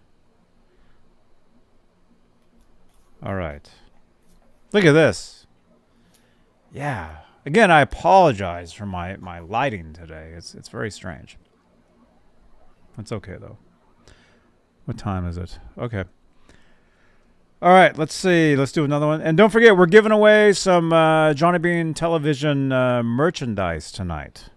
So whoever wins, I will send you a link, and you can choose from a T-shirt, a cap, a coffee mug, maybe even a onesie. But you got to be this tall to wear it. Well, I mean, what Tyler's talking about the crack here, and it's not a hard repair. It really isn't. Once you strip the finish off, and then you get the. I like to use a tight bond, and tight bond it in there, and then you might use a little bit of filler and sand it. You're still going to see it after you refinish. You're still going to see it a little bit if you put a magnifier on and look like that, unless you cover with a Bondo or some, trailer park kind of deal like that, which I refuse to do. But, it can be repaired. And a lot of times you'll see that, especially if you're looking for something that is, super old and super rare. So you would go ahead and repair that because there just wasn't many of them there. Mm-hmm. Clowndy, the way you win is you participate in the chat, just like you are. Everybody that participates in the chat, they get put into a drawing, and we spin. We spin at the end of the show.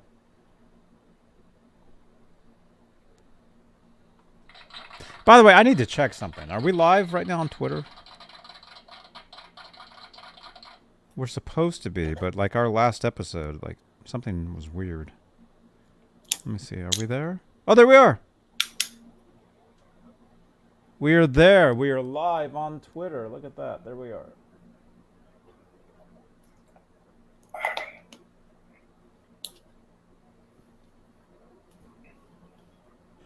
Keep going. Come on. Show it.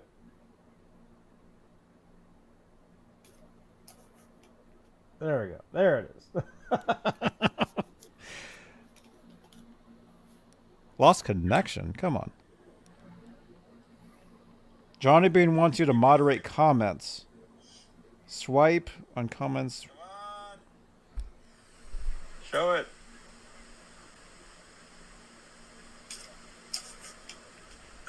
Instant replay. Yeah. Okay, instant replay. There we go. So we're live on Twitter. It's awesome. Okay, this next guitar, I think Robbie is very excited about. This looks like something he would play. Okay, how do we share the screen? Present, share screen, share screen, share screen, share screen. Here we go. Well, 1986. This is Purebred a American. Klein signed Animal Graphics. Well, and look, it's Zora. It's Zora. Klein signed all his graphics, so that's not really special. Hand signed? He did them all when he painted them. And then they was painted over the signature? No, you can see it. Well, I mean, it was finished. It was clear coated over. Right, but his clear coat, that didn't go into the paint for clear. He clear coated them himself, and the clear coat wasn't as durable. So all Klein guitars start to peel after about 10 years. That's why, you know, a lot of people have them. They don't play them because, you know, if you play them, they're going to peel up. Oh, Dakota's talking about an 87 Kramer he showed me. He said it showed it to me. That's that one your friend has, Dakota? Oh. Yeah. I think that's the one he was talking about. His friend had one. I know he was talking about another one that was an Aerostar that has a plate that says it was made in Neptune, but it isn't. That the Aerostar line didn't go to the factory at all. All those plates say made in Neptune. Right, but those guitars didn't go to the. That's where they were. That came out of Korea, and it didn't go anywhere near the Neptune factory. I tried to text you that, but the texting went bad on one of Johnny's shows when you were asking me that. Texting went bad. Yeah, Aljon, what's up, man? What's happening, Aljon? Good to see you, man. All right. 86 Kramer Beretta American electric guitar, Klein signed Animal Graphics. Oh, it's original, Brooks. Yeah, that's authentic. And remember, these Klein guitars were production line guitars. They were not special order. So there was like several of like each finish? Yeah. We would get them in the rack, and there would be a lot of them, you know, especially around 4th of July. We would get the Statue of Liberty ones and all that. Yeah, he painted a lot. He painted a lot of guitars. 86. Oh, okay. Dakota's talking about that Pacer custom one he has with that has the pyramid logo and stuff. Yeah, I remember that one. I think he was telling me that wasn't it passed down to his family or something, Dakota? I don't really quite remember. It was his dad's guitar or something. Happy Friday, Aljon. Interesting how there's the little cover on the end of that Trem bar. Not only that, but that he put the Trem bar on the finish of the guitar to take the picture. That isn't so good, but well, that's not original, that cover on there. Is it? Or no. Is that the well, I mean, is that the kind that do you think just like slips over? Because there were other guitars, say like Kaler, you know, tremolos where they would screw, like the top would like screw on. And I got to plug my laptop in too. I believe that was pushed on, but they had a lot of Kaler parts left over, and if you look at that bar is kind of high. It wouldn't sit down into that coupling very far. That's a longer.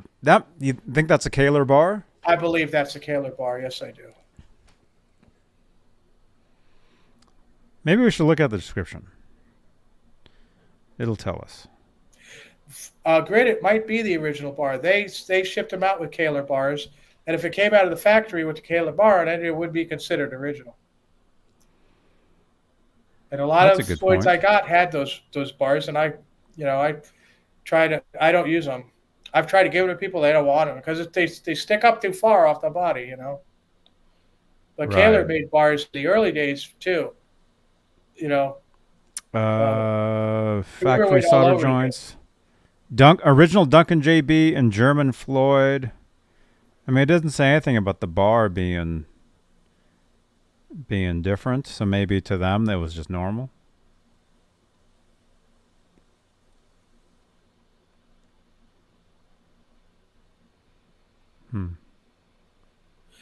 Yeah, Dakota's saying that his friend's dad bought that for him. Like, I believe it was Lou even. So. Oh, the Kramer that he owns. Right. There's some history going into that,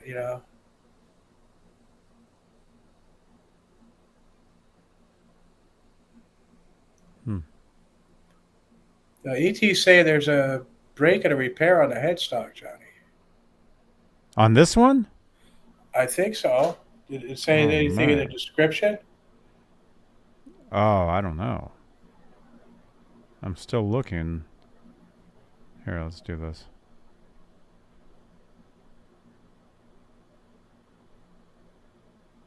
There we go, JB.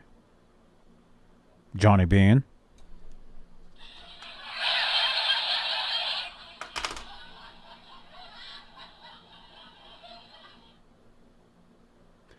Is that the chip you were talking about? This is the chip. Oh, okay, yeah. This is gnarly, man. Look at this thing. Is that an ouchie or what? Oh. It looks like a tooth broke. My tooth hurts all of a sudden looking at this. Oh, they have an even worse picture than that, I think. And what's this? Is that a break? Scratch. I don't know. Is it? Look at the description. Maybe it'll say. Oh, I think it is. I think it is. Wait. Oh, look at that. Coming right off of the right tuning screw. Right from that there. tuning screw, right across. I don't think the brake went all the way through. I don't think the headstock was actually broken clear off. It stops at the hole, but it's cracked there. Wow. It didn't break off into a solid chunk of piece, but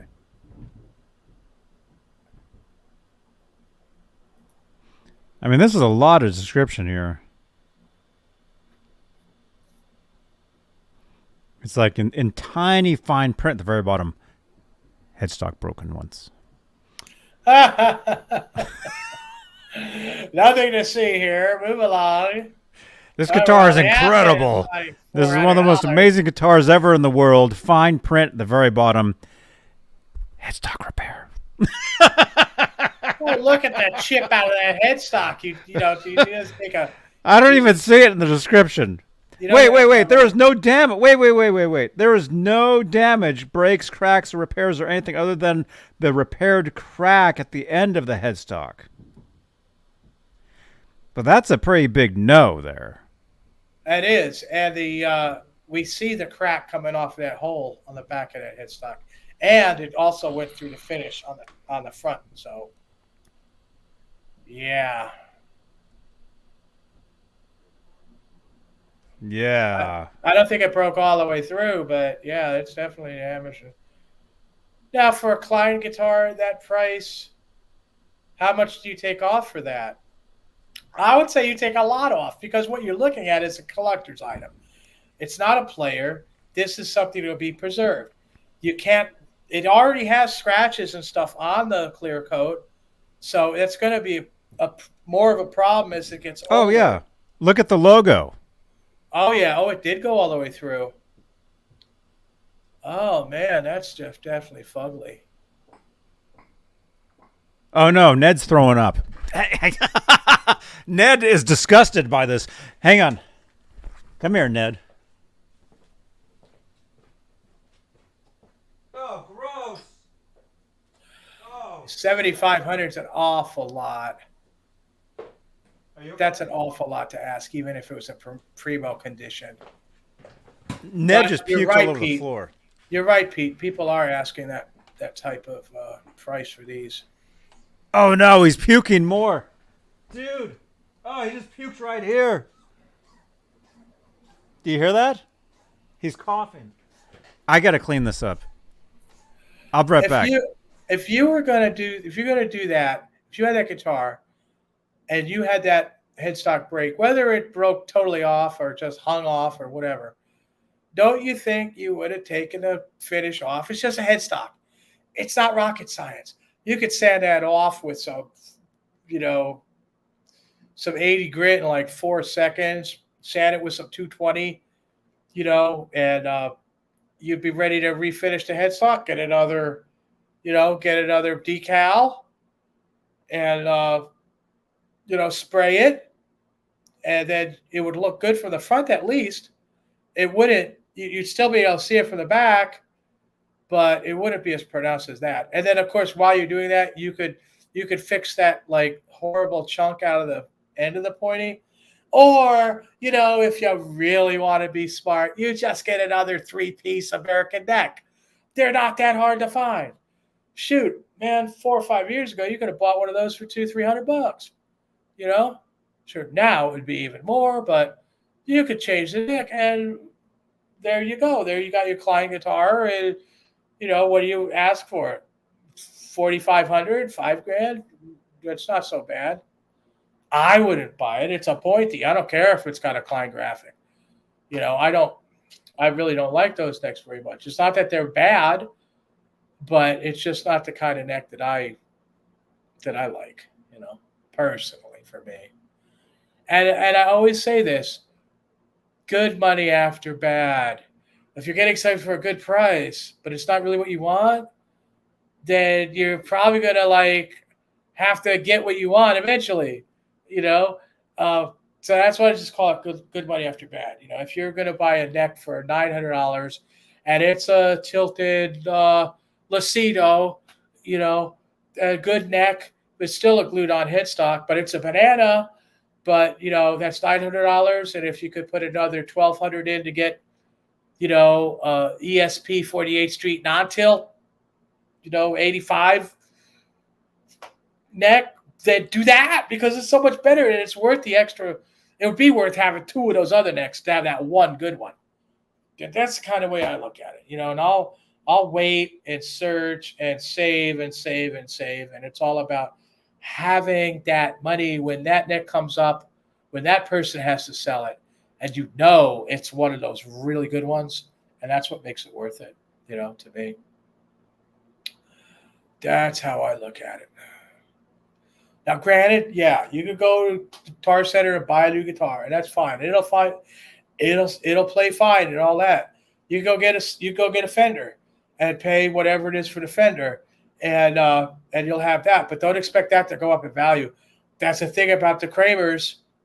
They didn't make all that many, and they're leaving all the time. And lots of them are getting partied out. People are getting them and stripping them and making money off the parts of these older ones. And it's hard to even get those older parts now. So all that, even just the parts are going up. With a Fender, it's hard to make any money on because there's so many of them, And so like if you buy one of those, you get like a Fender custom shop, you're married to that. I mean, you're going to have it, even if it's a really good one. I mean, like the one that I had built.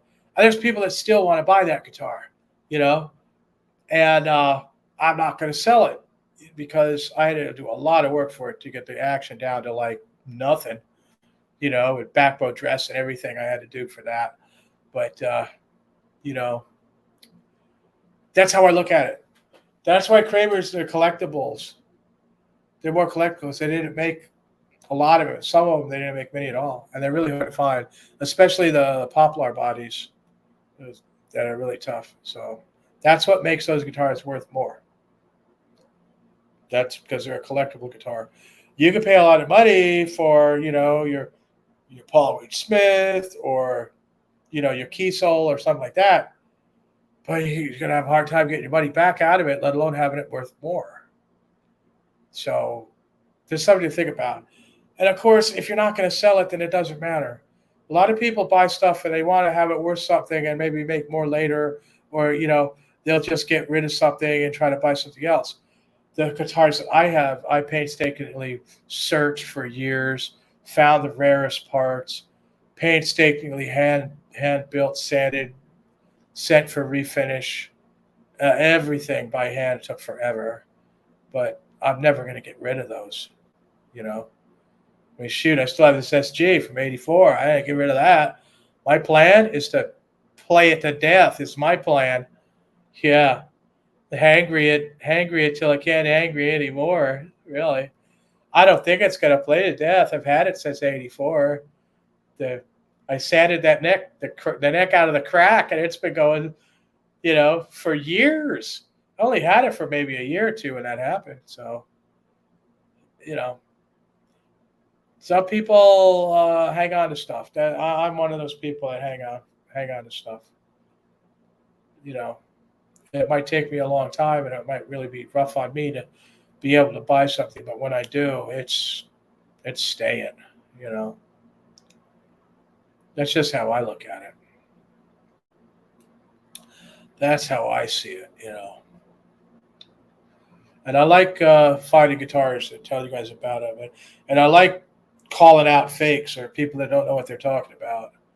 Because if you guys are going to invest in something that's a collectible, vintage, more on the rare side guitar, or something that you want that's going to play phenomenally, or that you can get to play phenomenally, then I could help with that, and I like that. I like to, you know, I that's what I like to do. Hey, Martin says he loves the old Kramers, just don't like the new ones. Well, you know, the old Kramers were handcrafted. Japanese craftsmen from ESP doing the necks ever since the old days. You know, the ESP bodies were hand cut too.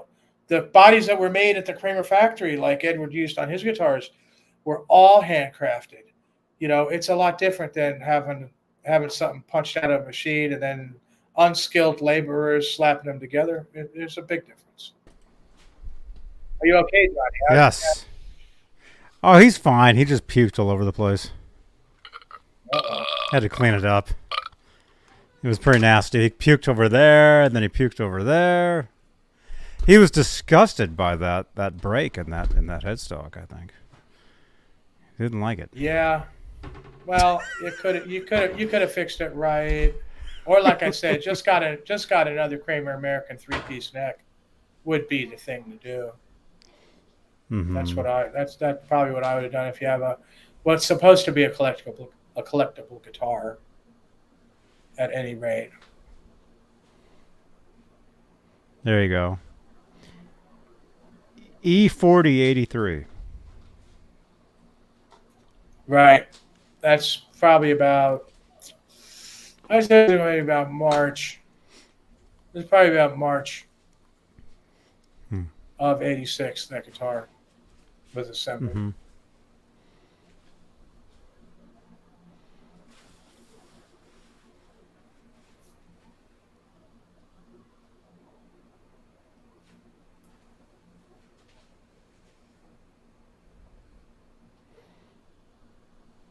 There you go. All right. So what? Huh? All right. What do you think? I don't think it is. Next one? Not Visible's asking if it's a stress crack from a tuner screw.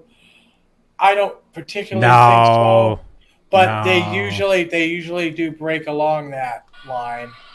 I don't know what that's a weak spot in the headstock or what. That was dropped. Well, yeah, obviously it was dropped. There's no doubt about that. But it is common for those where those screws are to be a line where they do crack. Of course, it has to be under some sort of pressure. Mm-hmm. Okay, let's see. Next one. I think we saw this one. Or it's the same bedroom.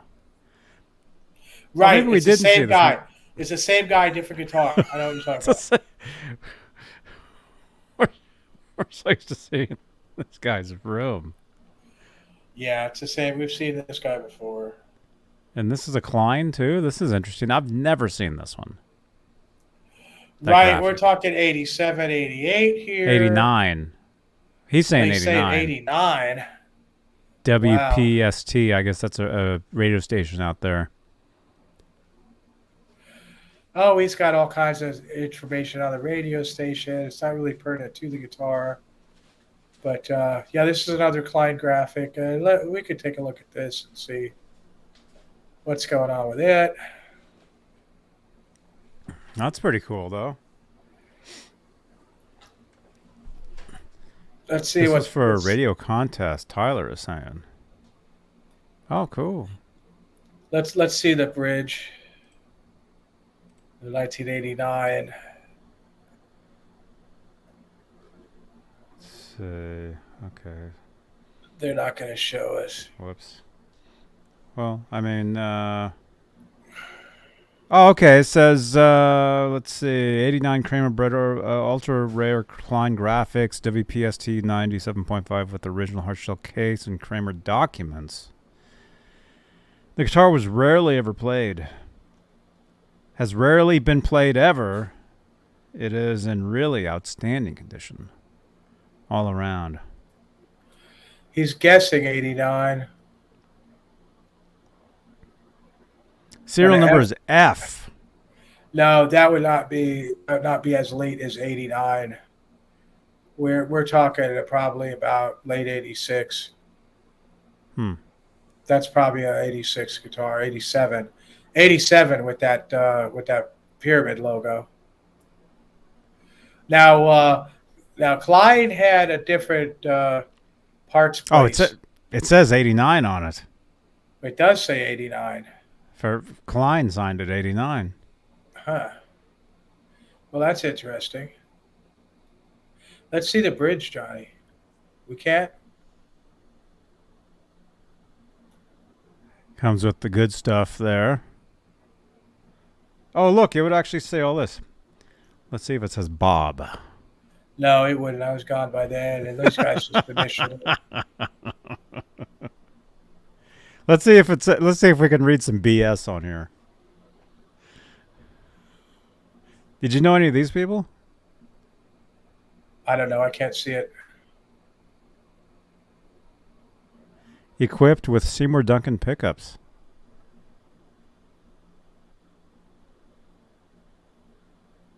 Reads out at 1552.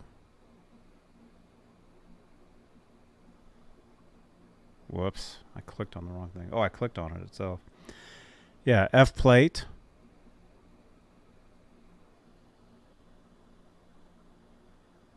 There's the case. It's a nice looking case. Mm-hmm. Beretta. Or Beretta. What does it say? Does it say Beretta 1 or Beretta 2? It says Beretta 1. It does say Beretta 1. It's interesting. I've never seen one that says Beretta 1 like that. No, me either, Johnny. No. Uh-oh.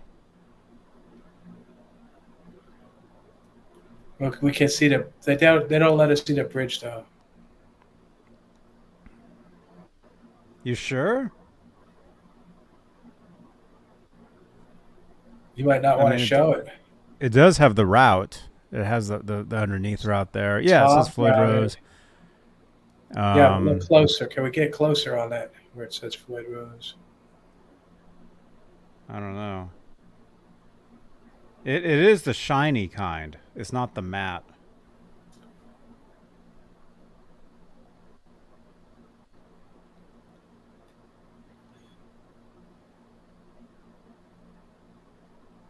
That's pretty cool.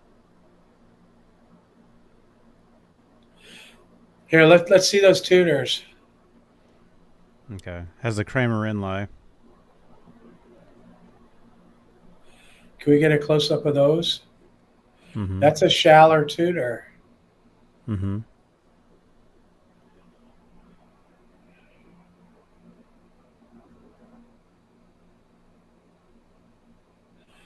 For 89, which he obviously signed at 89, painted at 89. I don't know. Oh, look, the police. What is that? This guy has some cool stuff. during those years, they had turned to real cheap tuners. So this isn't adding up with me. All right, here we go. Is that actually that looks like a real Floyd Rose?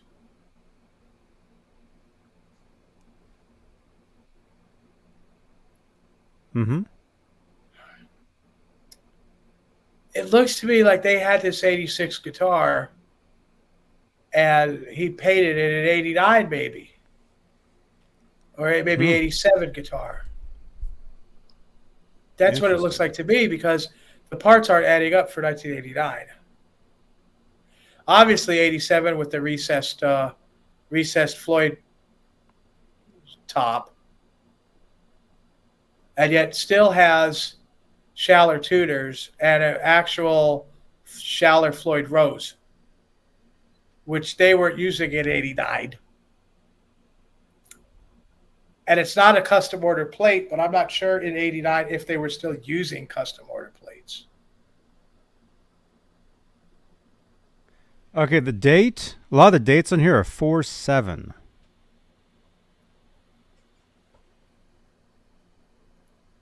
Martin says he had a striker. Yeah, strikers were made of plywood, man. And the necks were made in Korea. I basically stay away from those. That was a totally input. I mean, I wonder how widely distributed this finish would have been, because not everybody would want a finish from some radio station they don't listen to. Right. Well, it's a contest too. It would almost have to be a special order. But if it wasn't an order for an individual, if it was an order for a contest giveaway, maybe they wouldn't put the special order plate on there. This guy is saying this would have been some sort of contest giveaway. Possible this is the only one ever made. A one-off for you Kramer collectors. Well, of course they're going to say that. Well, they're going to say that anyway in their thing, but well, I know that Kramer wasn't big on making one of something. I would say there's probably at least another one somewhere. What puzzles me is the late '86, early '87 parts on this guitar with the '89 date on the paint job. That's what's puzzling me. There's definitely an '87 neck. It's got the binding on it too. That was another thing that they did late. And yet the Schaller tuners, unless if the radio station wanted to have it as a giveaway and paid them to make the guitar special, I don't know if they might have got the extra mile to use parts they had, left over from '86 to make it better. I mean, do you think that knob is original?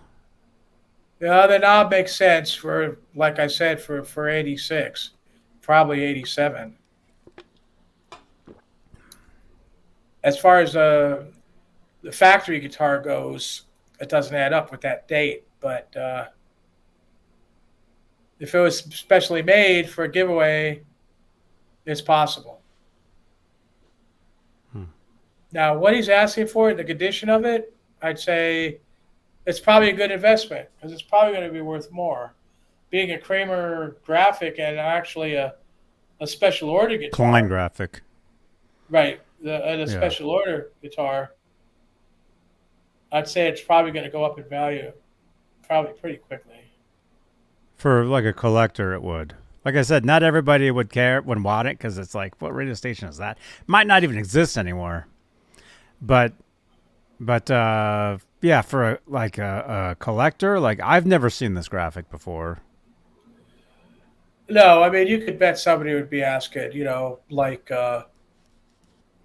like the other guy said, 7,500 or something, with the really nice case. Everything's in good shape. He's got all the crap to go with it, regardless of what years the parts were, what it was assembled out of. I'd say it's bound to go up in value. Because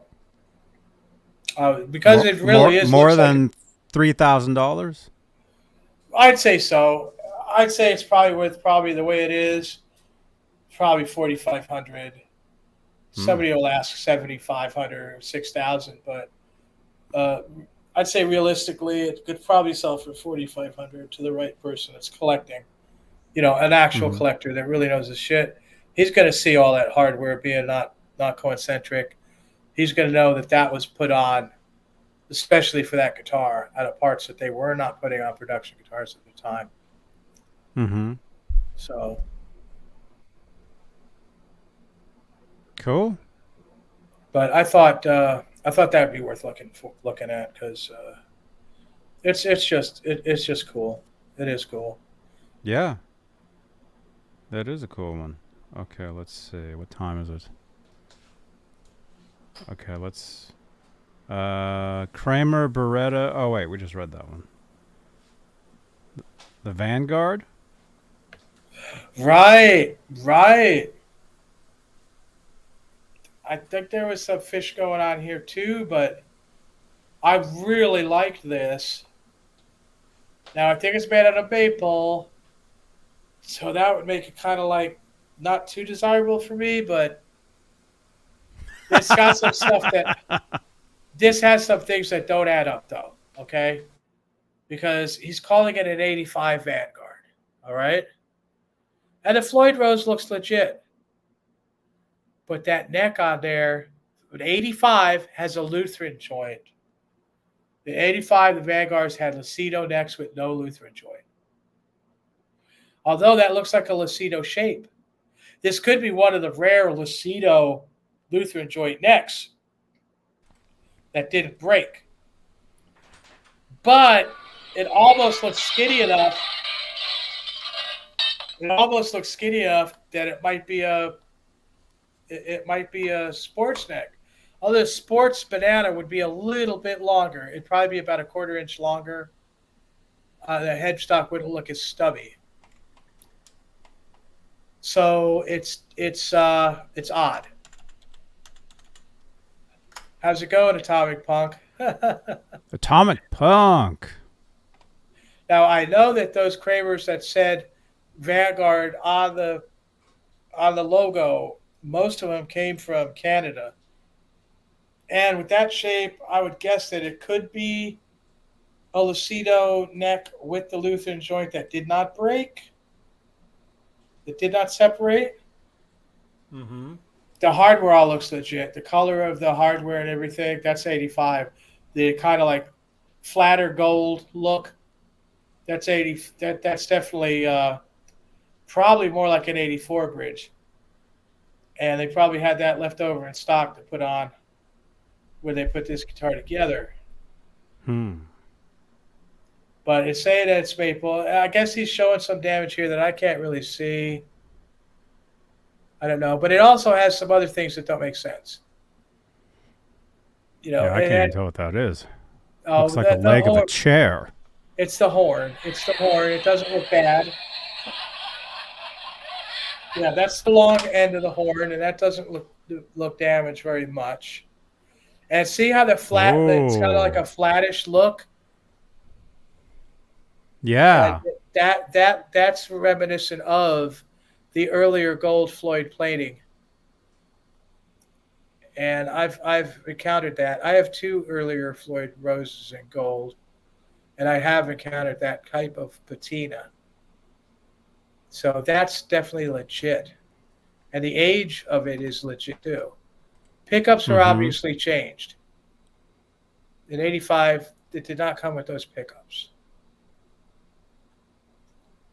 Oh, are those DiMarzios or are those that looks like a DiMarzio, what do you call it? And welcome, Lenny.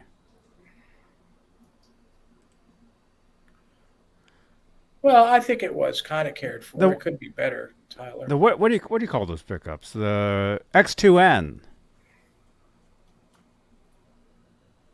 Again, maybe we should look at the descriptions of this stuff.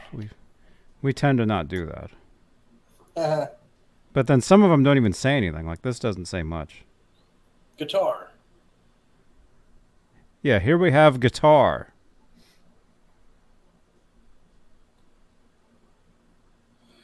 Okay, this is one of the things that At first when I looked, I thought it was chrome, but it's not. That's faded gold. That's a faded gold strap, and it's also in the correct spot for 85. But that's later 85. Earlier was toward the neck heel more. It's not showing any evidence of being a. It's not showing evidence of being. Yeah, see, we have no flute, and it's glued on, but the glue has not separated. And I want to say early, way early 85, where they might have still let one of these go, and it did not break. The patina on all the gold hardware is legit. You can see it needs a little bit of work there. I'd probably just simply give it some sanding to blend it. What about Bondo? I don't Bondo guitars, Johnny. What about epoxy? I don't usually do that either. I'd probably sand that out.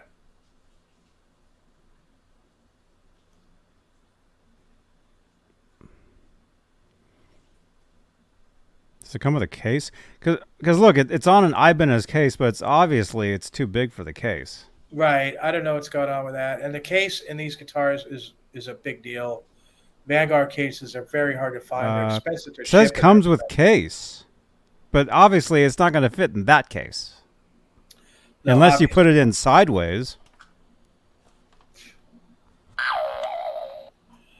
But for what he's asking is pretty good, because you could venture into $350 for that Floyd easy, and it is legit, and it is way early 85. So that's good. The neck itself is kind of rare with that logo. If you could sand out that little chippy piece on the Lutheran joint, I would say that neck could probably go for $500 also. So you're kind of looking at not quite as much as he's asking. Now, as far as I know, they did not make those in maple. He says it's heavy. My guess would be alder, unless it was a sports body, and it doesn't have any evidence of being a sports body in the route. That's an ESP body, and that would be alder, which would still feel heavy with that particular guitar.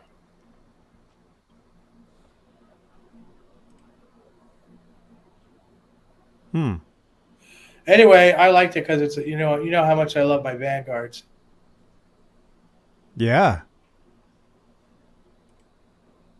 So that's pretty cool. It is. It is a pretty cool guitar. That's not bad. Yeah, I thought that was a cool one. All right. There we go. Don't forget, we're doing a giveaway tonight, and we're giving away merch, Johnny Beane TV merch. So you can pick a T-shirt, a cap, a sticker, a coffee mug. Pretty nice giveaway tonight, Johnny. Any of that stuff, if you win, if you're the winner. Yes. We got 66 entries so far. All right. I think we got one more. Two more things here. Don't forget to smash that thumbs up. We're at 35 thumbs up. So we got 50 watching right now. You guys. Okay. All right, check this out. Look at this. This looks like something Robbie would like.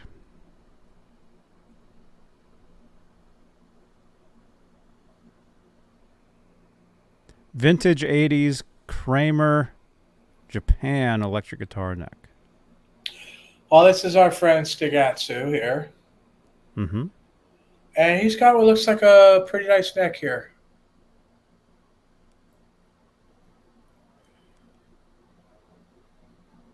But he's called Peggy, you want Ned? Well, he just puked.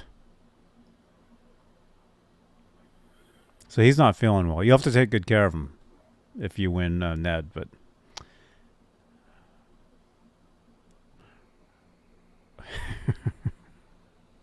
$425.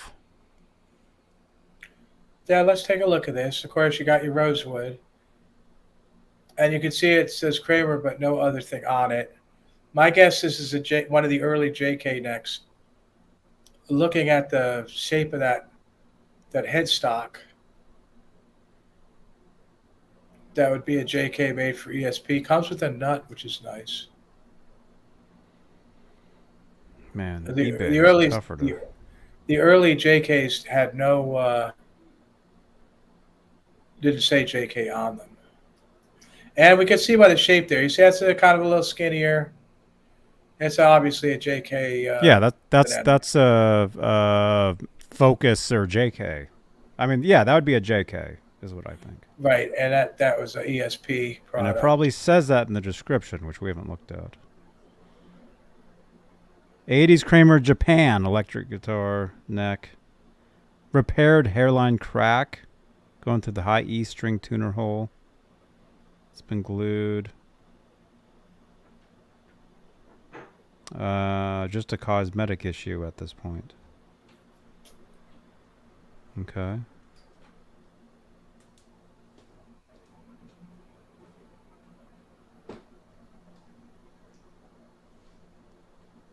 Yeah, these eBay listings are harder to really look at because the photos want to jump everywhere.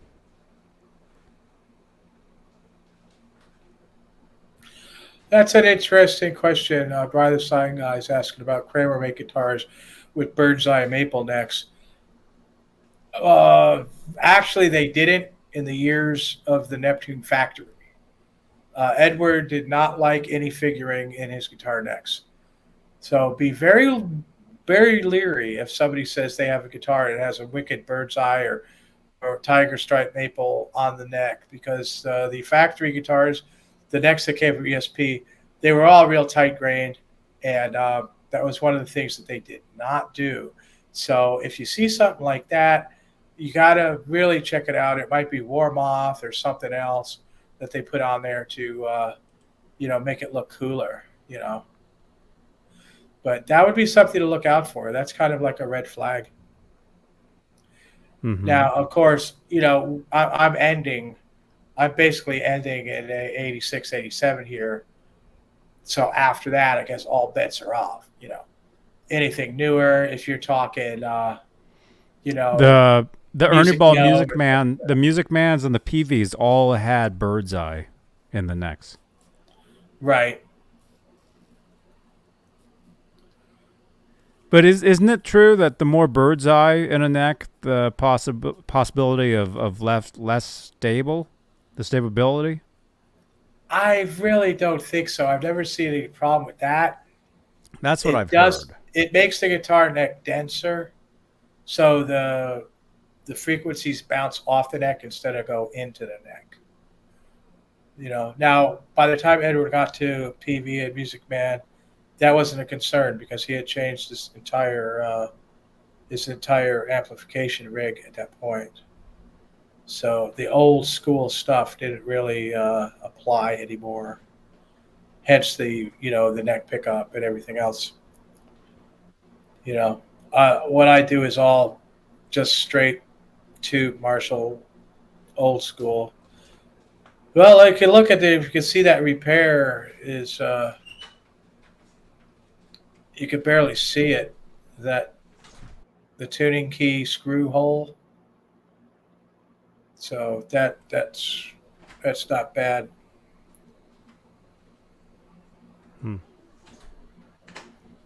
Okay. But if you're looking for collector Kramers, you like Grail guitar or something like that, there's somebody who says they got one of the 250 Grails, and it has what looks like a Grail neck, and it's like wicked bird's eye. That's not right. None of those necks were bird's eyed at all. They were all real tight grained. The Kramers? Yeah. No, I've never seen bird's eye in a Kramer neck. Ever. Never. Right. But that's a good question. And it's a good thing to look out for. Because I've seen people out there trying to sell guitars that were supposed to be Kramers and had stuff like that on them. We had one on here. I think the guy had a warm-off neck on there. You can tell the headstock shape was wrong. Warmoth? Yeah. What's going on with this thing? Oh, this one's sold. This one is sold. Really? It wasn't sold this morning.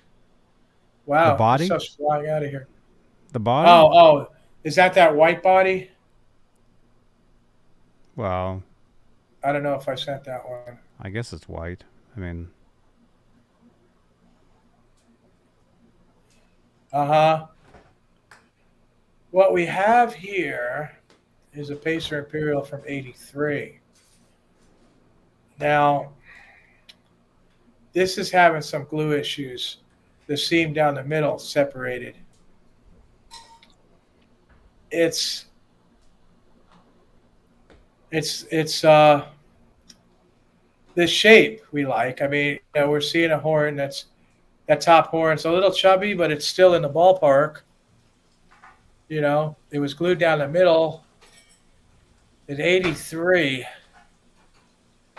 It's early. I can't really put a finger on exactly where this body was made. I doubt it was made by ESP because they never had separation issues. You might see a line there, but it wouldn't be separating. It's kind of a too bad thing here. If this was Kramer, I could see this being Kramer factory because I could see Kramer using substandard glue to try to save money when they glued it together. I could see that. And this is right after the time where they were making late 82 bodies out of one piece of wood. And they might have decided, let's save money. Lewis, I like that. It looks homemade. Now let's flip her over, Johnny. Get out the spatula. The price isn't very much. Yeah, and you can see if this is the Imperial with the Beretta electronics cavity, which is like a telltale sign of it being in 83. So it doesn't have the route we're used to on for a 5150 attempt. As far as the glue separation goes, you'd have to refinish it. He would do injection glue. I would say you would not only would have to do that, but you would have to separate it a little bit before injecting and then clamp it back together. And after that, it would be okay. And at the price he's asking, that's not bad. And you might be able to do some sort of Hot for Teacher rebuild. As you can see, it's not really separated too much. But like I said, you would have to separate it more to get the glue in there correctly. I don't know what the damage is with whatever's going on with that hole in there and whatnot. It's definitely pin routed. It looks like Kramer factory work to me with that route as far as the hook goes. And then the Floyd Rose cavity looks a little bit bigger, which would be indicative of the old Rockinger route. So that could have been one of those. Your ground wire's coming out in the right spot. That looks like a made in the Kramer factory body, but you would have to kind of restore it. You'd have to strip it all down, get it to separate some to get the glue in there, and then clamp it together really well. I would definitely use tight bond glue for that, and it would hold. But I thought that was kind of interesting. He's not asking a lot of money because, there's a lot of work you have to do to it. Could be done, but it'd be a lot of work.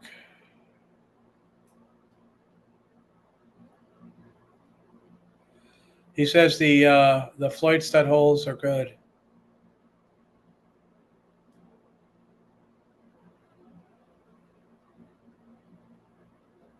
It's not what it's cracked up to be.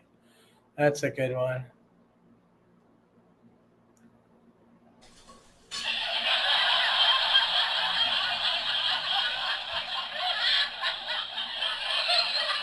Yeah, my guess is when they glue it together with cheap glue.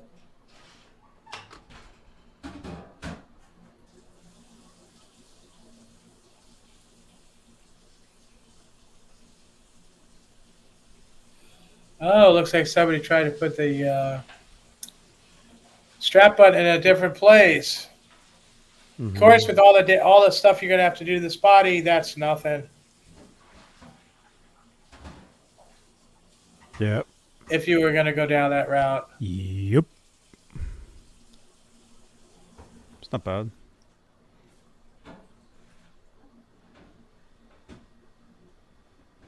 No, barrel jack is intact. Woo! You got your speed knobs from '83. And that's where they were putting that little washer between the barrel jack and the body. They didn't do that very long. Huh. There you go. It's interesting how the crack is like, it's not like all the way through. Right. It's like in the middle. It's like starts at the top, goes through the middle, and then stops. Well, it could have been hanging. The glue might have held on that part of it. It's really, you're almost talking Gibson headstock theory. You know, break it, re-glue it, clamp it. Mm-hmm.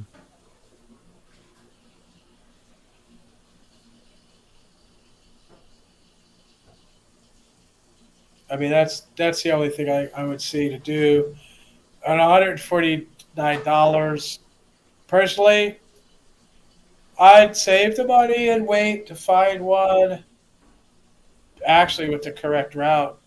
But yeah, it's worth it. It'd be worth paying $400 for one that's in better shape, because all the stuff you're going to have to do to it, it's going to cost a lot of money. So if you do all that stuff, you can still kind of see it a little bit when you're done. It wasn't worth the saving, whatever it is, the $200 or whatever. Yeah, so I would look for one that was, you know, better.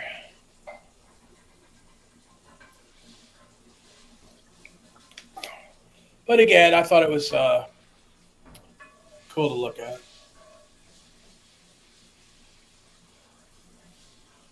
Thank you so much. Yeah, Ned puked twice. Now he's eating again, so he feels fine. I mean... Well, I mean, Johnny, it really, there seems to be Kramer vintage products coming up pretty regularly. We've been able to do this for a while, and still stuff is coming up. And I see that we could continue doing this for a while. Like 2 Thank more you, weeks? Sean Hockey. Thank you, Sean Hockey. Love you, brother, man. Love you. Sean. Yo. I've tried so hard with the shorts in the Plymouth, man. It's tough. They're not making it easy. And I do work at it quite a bit. And there's just some people that people don't want to hear. There's artists out there that had multi-million-dollar hits with songs that nobody will watch. So it's strange. It is. But yeah, Sean, you rock, man. Thank you. All right. All right. You ready? Giveaway time? Yep, I guess so, You guys Johnny. ready? You guys ready? We're at 300 views live tonight. Thank you, guys. That's very good. We will see... Today's Friday? Today's Friday. We'll see you guys tomorrow. I'm going to a rock swap meet thing in Alameda, California during the day. If I can get a signal out there and everything, I'll go live for you guys. There's bands playing. I think there's probably guitars on display. All kinds of cool stuff. Actually, I'm meeting up with a company that makes guitar straps and stuff. They're actually from Modesto, and we were supposed to meet up in at the NAMM show, but we didn't. But they will be on display. They will have a booth at this thing. So I'll at least I'll try to go live. If I can't, I'll film. But anyway, some sort of something tomorrow. And then, of course, tomorrow night, Saturday night, 11 p.m. Eastern, 8 Pacific. I'd like to shout out Sky out there. And thank you for watching, as well as Peggy. She said her and her husband said very good show tonight. Yeah, thank you. Yeah, so. Thank you. Okay. Do I still have the old card? The old card. I don't think I have the old cards for the... No, I don't. Dang it. I did. Anyway, for the giveaway... All right, here we go. We got something like 72 entries. This is awesome. You guys. So again, the winner tonight will get a Johnny Beane merchandise. Whichever you want. T-shirt, hat. I don't think we have underwear, but if we do, you can choose it. All right, you guys ready? The winner is Jeff Davidson. Just kidding. We haven't even spun yet. All right.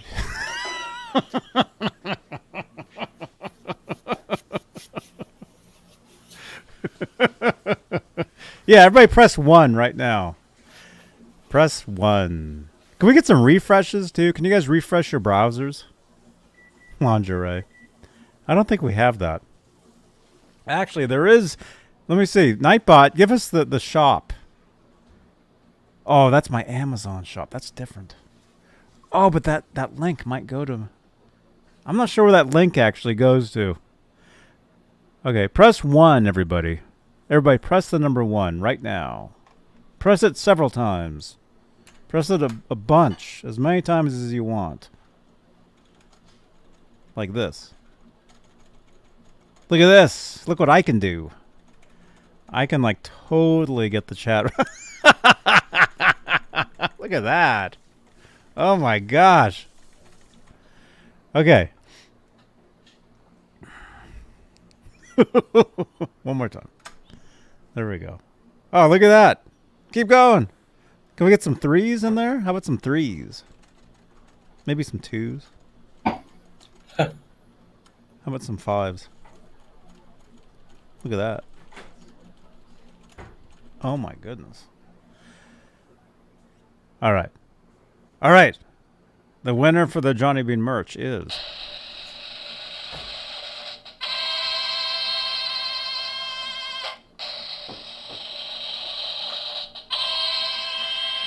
Ryan Fraley.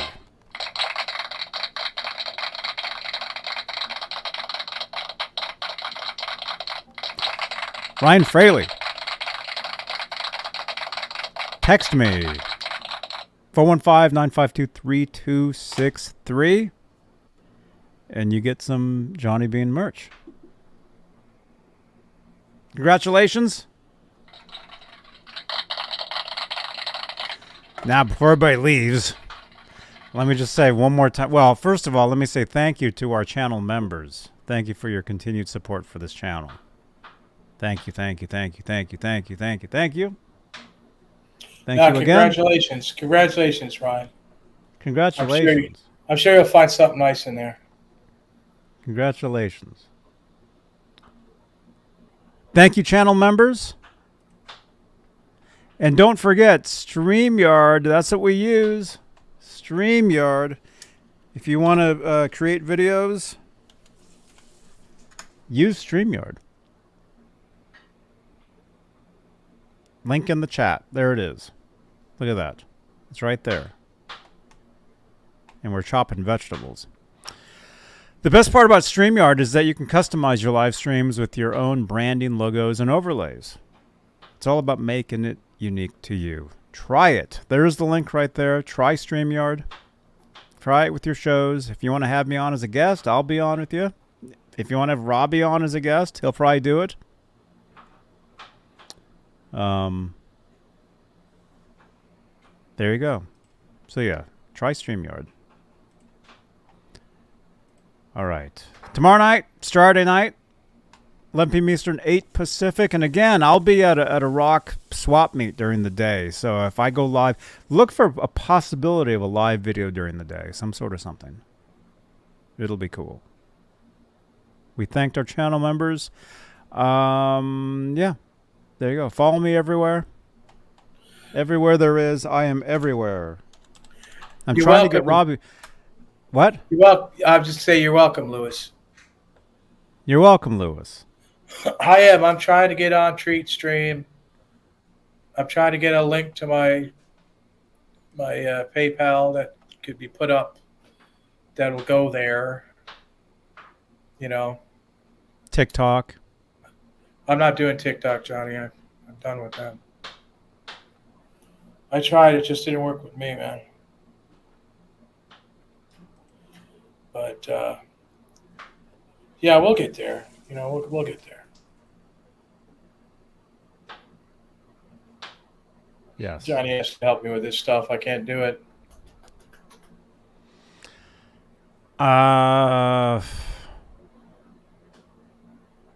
Yes. All right. I'll see you guys tomorrow. It'll be awesome. Anyone do you now? Clowndy? I think I do have a you now. I never used it. I never actually started it. Robbie, you probably never even heard of you now. You now was another platform to go live with. People were doing you nows, but then something else came out and kind of like, what was it? I don't know. For a little while, you now was kind of happening. Oh, Clowndy broadcast on you now. Okay, cool. I might have to look back into it. I might need to add a you now to this this card here. Cool. Right on. All right, we'll see you guys tomorrow. Thanks for watching. Robbie, thank you. You're welcome, Johnny. We'll get your treat stream set up for tomorrow night. It'll be awesome. It'll be awesome. All right. I'll see you guys later. Let's leave you with some channel IDs. Johnny Beane TV. Bye-bye. Hi, this is MJ from the Seymour Duncan NAM 2023 in Anaheim, California. You're watching Johnny B. Johnny Beane. Johnny Beane. Okay? Thanks for all your support. Hi, this is Alex Skolnick, and you're watching Johnny Beane TV. Hey folks, Niels Lozauer here. Check out my good friend Johnny Beane TV. Awesome. Thank you so much. But let me do one more. Where is it? We're good Facebook friends. Okay. Wait, where is it though? The Johnny Beane TV. It's YouTube, Facebook, okay, Twitter. It's everywhere. Okay, let's do one more. Okay. It's everywhere. Hey folks, Niels Lozauer here. Check out Johnny Beane TV on Facebook and YouTube. You'll enjoy it. Hey everybody, I'm this guy, David Olson. We are at Summer NAMM in Anaheim, and we are watching Johnny Beane TV. Hey, this is Billy Sheehan. You're watching Johnny Beane TV. Okay, ready? Ready. Hola, amigos. This is your bass player, Billy Sheehan. You're watching me right here on my dear friend, John. It went away. Oh, no. Hey, this is Michael Anthony right here, and you are watching Johnny Beane TV. Keep it there.